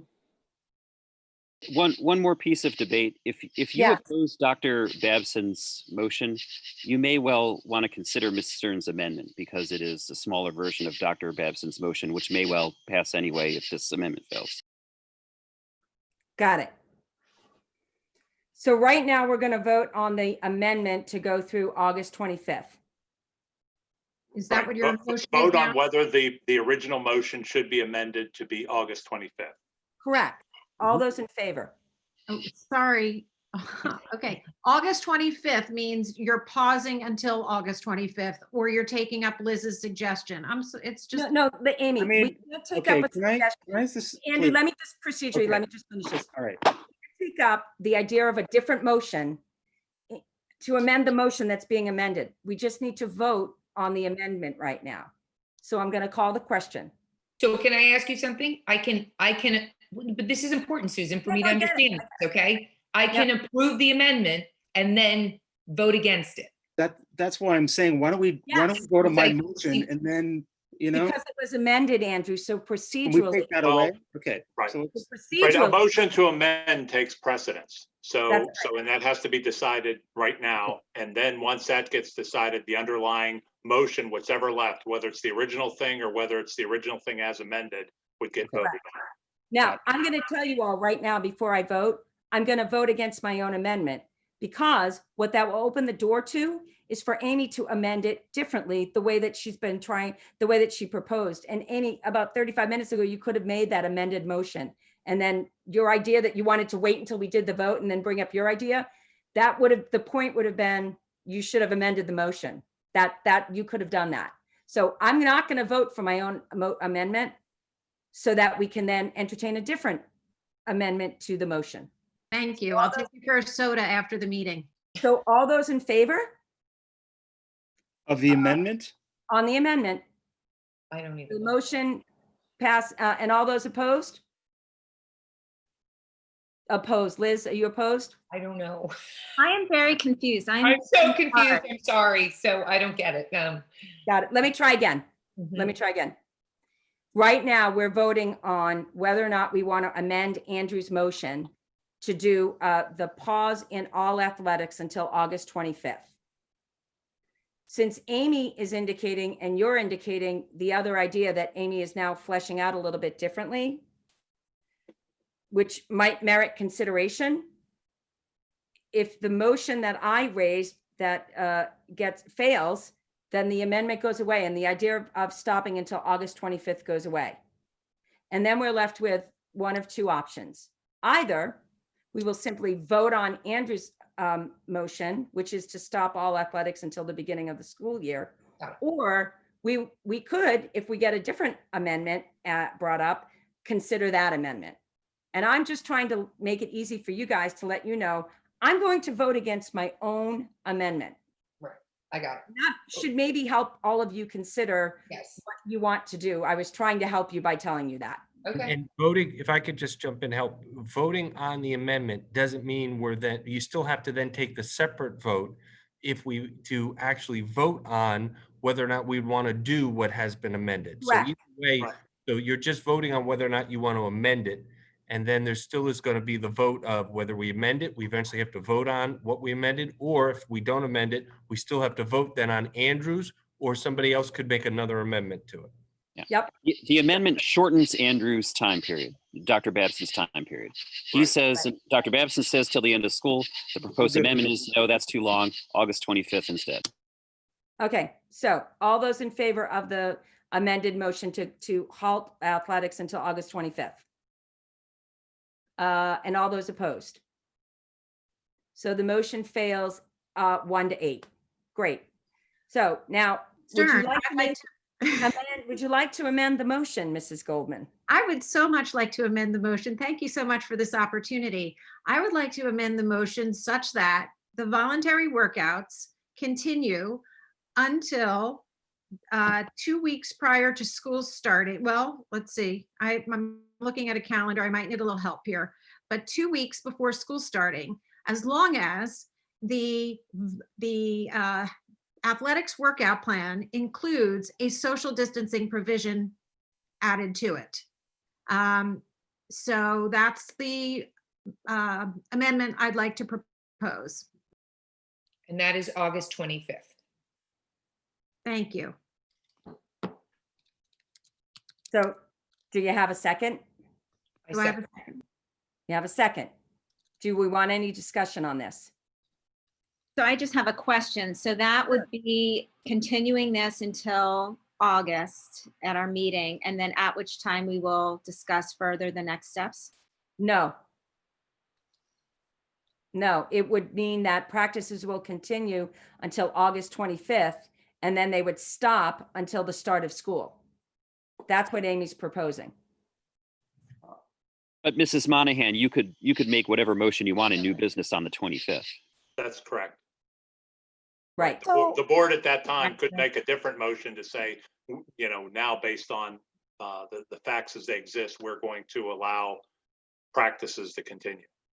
It's sort of the walk before you run approach, as I think someone named Mrs. Duffy advocated for at one point. It can keep going, but we're walking before we're running, kind of thing. And it's sport, so it's a perfect. I don't know that I completely agree with that, but it's okay. So I think that what we're doing is playing with fire here. And in fact, our own students came forward and said, what are you doing? Why are you allowing this when we know the two matrix that you use to decide if you should open anything are you need to have case numbers decreasing continuously for 2 weeks, which we do not have, and you need to be below a 5% rate, which we do not have.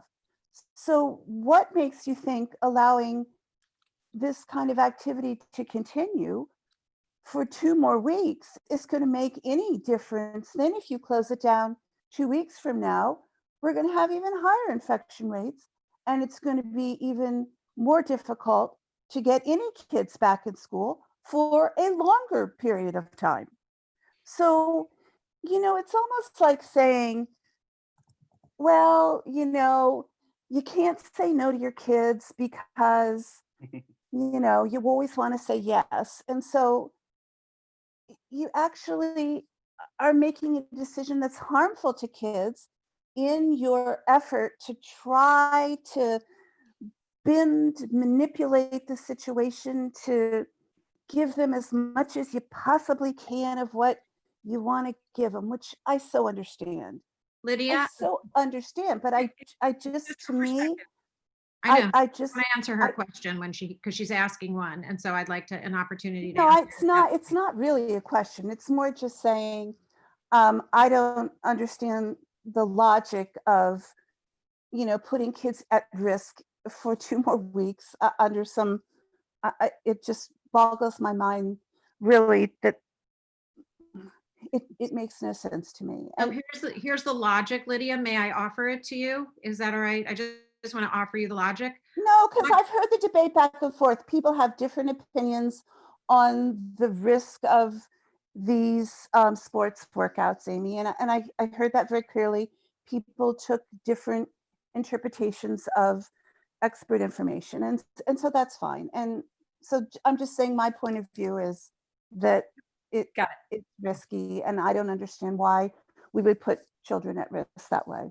And it's not a question. No, I get that. So if we don't have any further comment, I'm going to call the amended motion, which is that sports would continue until August 25th, and then they would take a 2-week. No. That wasn't my amendment. It was that there would have to be a social distancing provision added into the health and safety plan. Yes, I was. Okay, sorry. So the motion on the amended motion on the table is that we will continue the voluntary practices until August 25th, and provided that but I don't know when you think that's going to get added in, but provided that the social distancing guideline is added into the voluntary workout plan, and that we would then take a 2-week pause on all sports beginning August 25th. So all those in favor of the amended motion? I just ask a quick question. I'm sorry, very quick, because Sure. And Mr. Kraskowska may have mentioned it. If we're fortunate and things are going well, are we wedded to that 2-week pause no matter what? No. No. Okay. We're not wedded. It would require additional board action to change it. But I just want to make sure. You could do That's that, all. right? Okay. Yep.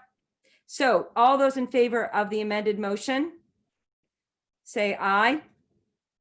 1, 2, 3, 4, 5. And all those opposed? 1, 2, 3, 4. So the amended motion passes. And now the overall motion, which is to effectively take any pause at all, which was what Dr. Babson originally proposed. Do we want to have further board comment? Mrs. Stern, isn't it the case that you just amended Dr. Babson's motion, but you still need to vote on the amended motion? Yes, The vote was just a vote. The vote that just happened was a vote to amend Dr. Babson's original motion. Now Right. it's been amended, but it hasn't been voted yet. Correct. That's right. That's what I was just doing. Yep. So now on the original motion, which was calling for a pause of any kind, which was Dr. Babson's original. No, you don't have to vote on that. So now the motion is. I know I'm just describing the underlying motion. I'm sorry. I was just describing that we still have to get to that underlying premise, which is what we need to vote on. So I have a. No, we need to vote. We need to vote on Amy's. The motion on the floor now is Amy's motion. Andrews is now gone because a motion was made to amend it, and 5 people, a majority amended it. So now the motion, Andrews is now gone, and the motion on the floor is Amy's. Apologize. Yes, right. So I have a question, and it goes to Susan's point about equity and teams. Various sports teams who are coming back and practice preseason come back at different times. Last year, I remember one of my daughter's friends had to be back August 11th, and others didn't have to be back until, say, August 25th. So my question now is, if a sports team is worried that we're going to actually enforce this starting August 25th, aren't they just now incentivized to move up their practice and tell their students to come back and practice the week before that? And is there any reason, Mr. Friel, that we wouldn't let them move up their practice schedule to the week before their preseason? Well, I think to answer your question, if the governor and PIAA comes out that there's no fall sports, those teams probably would get together just to get together. But I don't think they're going to rush back to start having practices if they don't have anything to look forward to. The one thing that I was nervous about was, tomorrow morning at 10 o'clock, our football team was going to show up. They heard the governor's news. They could hear news tonight that they can't come tomorrow either. I was just very nervous about their well-being, having heard everything they heard today. But to answer Sarah's question, these are voluntary practices and they would continue as voluntary. So there is no requirement. A coach cannot require the kids to come.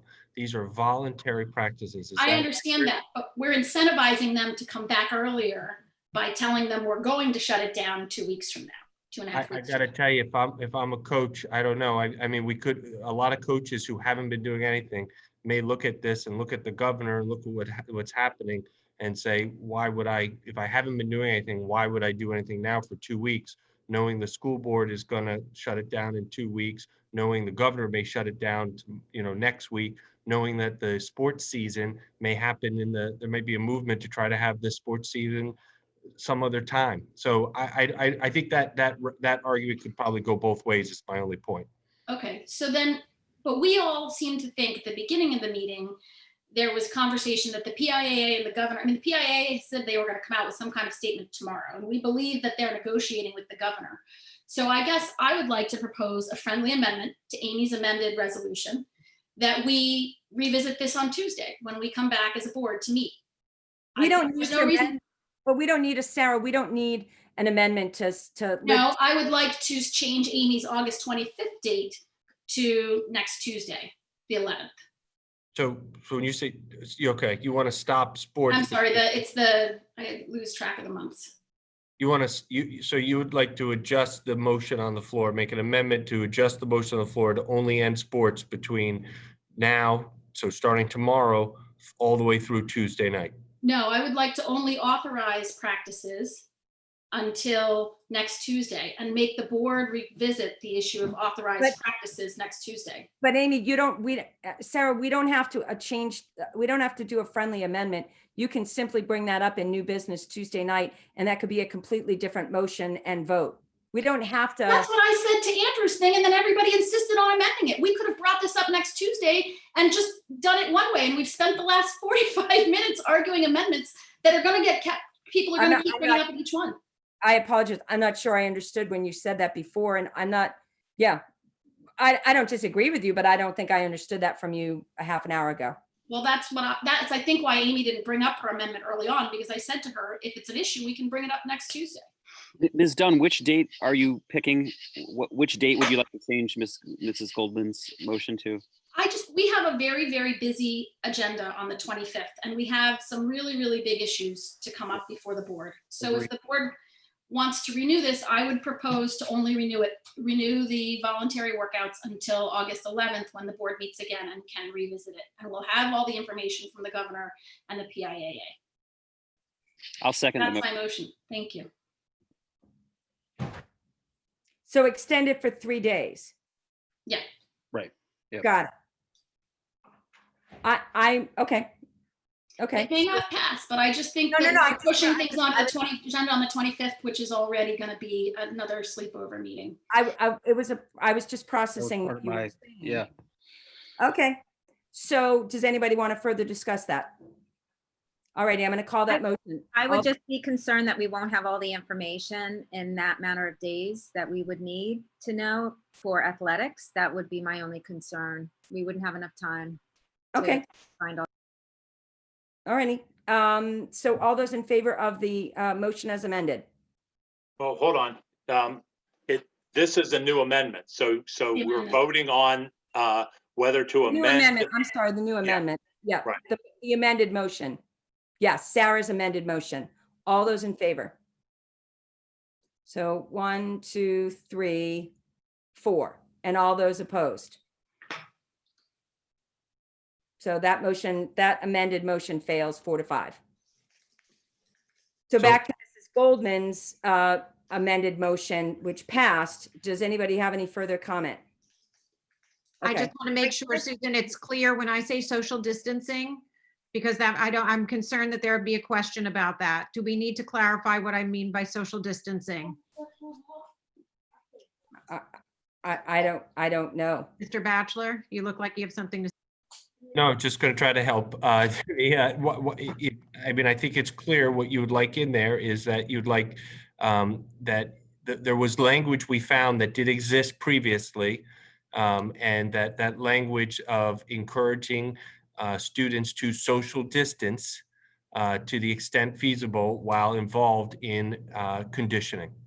That's not what the language said, I think, in the previous iteration, but I'd like to have it be consistent with what our health and safety plan says, which is 6 feet of distancing. So, you know, you guys can work that out, but there's some 3 feet thing in there in both cases. There's like 3 feet. Well, so It you've has to made do the with math. motion. So Amy, you've made the motion. So be very clear with what you wanted to, you know, you said with 6 feet of social distancing. That's what how you want it worded. Yes, please. With 6, all activities need to be conducted with students in 6 feet of social distancing to the best extent possible. That's what he said. I'm sorry, Mr. Bachelor, if that's what you said. Yeah, but that's what he said. All right, so Yeah, I'm that going to call the. that qualifier is important. So, okay. Oh, the feasible part is that qualifier? Can I ask one question about, it kind of relates to Sarah's amendment that if we do have information next Tuesday, how would we go about new information that we wanted to discuss? How would we go about discussing that if it? We'll raise it in new business. New business. Okay. That's why I didn't go for it. Does anybody have any thoughts on is this an inappropriate time to ask about whether I should put the qualifier with it or not? I think there needs No qualifier. What, Nancy? It said I something. think there needs to be a qualifier. We've heard that all these athletes are wearing masks. Okay.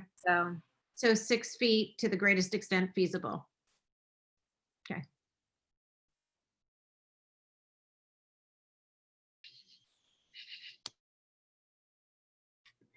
Crickets. We got real crickets. Yeah, literal crickets. So I think we can vote on that motion unless there's more discussion. Remind us of the motion here now again, just so we're all clear.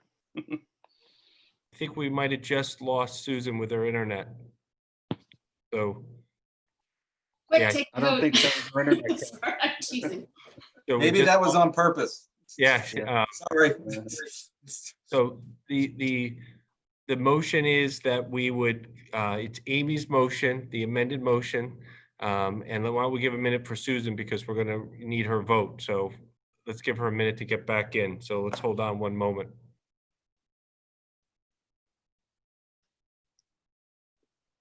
Her Zoom said, that's it, I'm done. Most of us are old enough to remember the "Please Stand By" on the TV. None of us kids would have any idea what we're talking about. There she is. There she is. So Susan, while we were just sorry, waiting, everybody. that's I okay. just got. So you guys have got it all figured out, right? We actually made several motions, several votes, and Good, wait super. till we fill you How in did on it all what we did. go? How did it all turn out? There was a coup. Yeah, there was a coup. Good. What happened? Great. Super. So we're just waiting to vote on Amy's motion. So if you want to lead us through voting on Amy's motion, which is the motion to continue with sports through August 25th with the parameters of 6 foot distancing to the extent feasible. Yep. Great. So just before I call the vote, because I haven't commented too much, and I voted against my own. The reason I'm going to support this motion, and the reason I'm going to is I take seriously the value of a 2-week pause, but I do think that the 2-week pause right before the start of school may end up being more helpful. It won't matter if everyone goes to party houses for Labor Day, but it's a good idea. Well, we have different issues with that. So, okay, with all that, I can only see 4 people on the screen at a time. So I'm going to call the vote. All those in favor say aye. Aye. So 1, 2, 3, 4, 5. And all those opposed? 1, 2, 3, Lydia, we can't see your hand. 4. Okay, so that motion passes 5-4. All righty.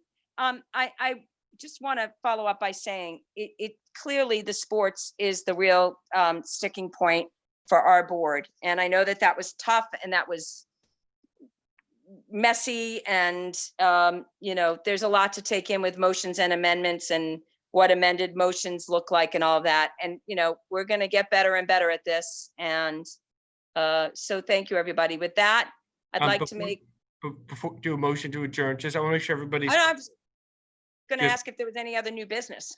Oh, that too, but can I just summarize? So to be clear, we've made a decision for people who are watching that the voluntary practices can continue and that the voluntary practices continue until August 25th. And then the vote tonight placed August 25th as the last day of right. I think the way we voted that is the last day of the voluntary practices, and we have a board meeting on the 25th to decide next steps. We also have, as we mentioned, another board meeting Tuesday.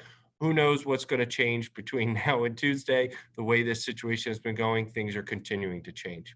Well, no, it's a little bit different from that because we are specifically taking, if nothing else happens, we are specifically taking a 2-week pause of all sports. Correct. It's not just that voluntary stuff will end, it's that there will be a 2-week pause. But you're right, I fully expect that there will be more motions and more discussion on this topic as we move through the month of August, Mr. Batchelor. And the provision goes into effect, the 6 feet social distancing provision goes into effect. I mean, that is so pivotal to me that what Ms. Kepkes said about everybody's being safe and being responsible. That's really the only reason why I'm supporting this, because I'm really counting on parents and students to take this very seriously. We are putting, like Ms. Kepkes said, we are putting a lot of faith in this Radnor community to be responsible and to accept this extension of the voluntary workouts as a privilege, because we trust you to honor these mitigation efforts to help your entire community bring this spread down. So I'm sorry to get on my soapbox with that, but I really. And I would just add, and I seem to be full of qualifiers tonight, and from every medical person we've talked to and every guidance we've had, and we've talked about this before, as we open up and whatever we do as we open up, and as we made decisions to open up summer math, ESY, as we made decisions to do voluntary practices, and we made decisions to do the hybrid with the recognition that it is not if we have cases, it's when, and that, medical professionals have said, we will see, we will see spread. So that's the other piece that we have to be aware as a community. And that is why, as a community, we need to take these mitigation steps so seriously, and we need to all come together and work together as a community to mitigate as best we can. But I just want to also make sure that reality is with us. I'm disappointed that we couldn't have sacrificed practices for sports to that end, Ken. You say working all together, Can I ask a point of clarification, because I'm already getting texts from people? Color Guard and band camp start the 24th. Band is an academic pursuit. We can deal with them separately, but their curriculum specifically requires attendance at band camp and other issues for marching band. Yeah, Sarah, so we're going to get some clarity Color on that. Guard is different. So my question is Color Guard a sport or an activity? Because we only voted to suspend sports starting August 26th. You know what, these will be good things for the administration to get some clarity around. And it's the reason that I think we will be continuing to talk about this in the month of August. Okay, if those could get followed up on, that would be helpful, because I think there are a lot of parents watching this who are wondering where their children stand. Sure, well, that makes sense. Could we just clarify the motion was specific to sports? It was, right. So my question is Color Guard a sport? So in making that, the motion was specific to sports. So other activities, we're gonna have to talk about Tuesday, because other activities fall under the health and safety plan, and that we have not, I asked Mr. Bechtold, we haven't approved a health and safety plan for all sports and activities, correct? So again, this goes back to the point earlier that we have a health and safety plan that is for school only. We created one that was for summer school, and then we amended it to include all sports and extracurricular activities. And then we took out all sports and extracurricular activities and we revised the sports plan. So we do not have anything for sports. We have the standalone sports plan, but we don't have anything for extracurriculars.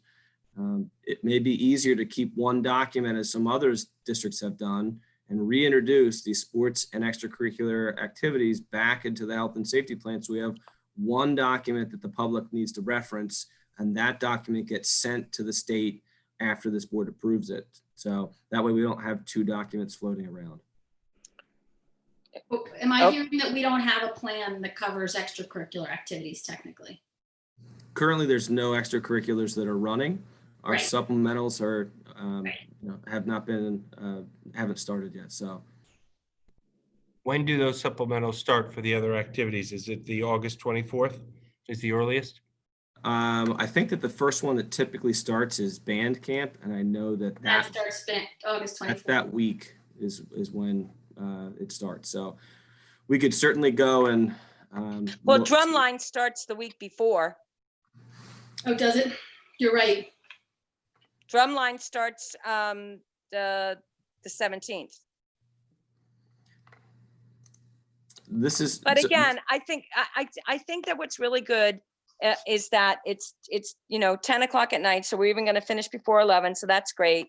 And we've identified some gray areas that need some articulation and some clarification. And we don't have to figure all of that out tonight because we don't know what the answers are for some of this. We've posed some questions. We could revisit those things Tuesday. That would be fine. Correct. I don't think that there's a large number of activities that are going to present the same types of challenges that we heard around the conversation tonight, because most activities that I can recall don't start before school starts. And yeah, so that's all I want to say about that. But we have time to discuss that. Is there any other new business tonight, Mr. Batchelor? No, not for me. All right, any other board members? I'm sorry, I can't see everybody. All righty, so with that, the board announcements, I'd like to announce that we have a finance committee meeting at 6 o'clock Tuesday night, August 11th. That will be virtual. What did we do? What time is our special board meeting on Tuesday night, Mr. Batchelor? I'd like to announce that. So we'll do that at 7 o'clock on Tuesday night. We'll have the finance meeting still at 6, and we're going to cancel policy and GRCC. My apologies. Okay. Committees, but since we didn't have pressing action items, we'll cancel them to have a board meeting on Tuesday, a special board meeting at 7 o'clock to continue to discuss our reopening plans. Okay, great. Thank you. And so with that, I will entertain a motion to adjourn. So moved by Mrs. Goldman, seconded by Ms. Monahan. All those in favor? Any friendly amendments? Nope, looks like we have unanimous. All right, good night, everyone. Good night. Thank you, everyone. Thanks.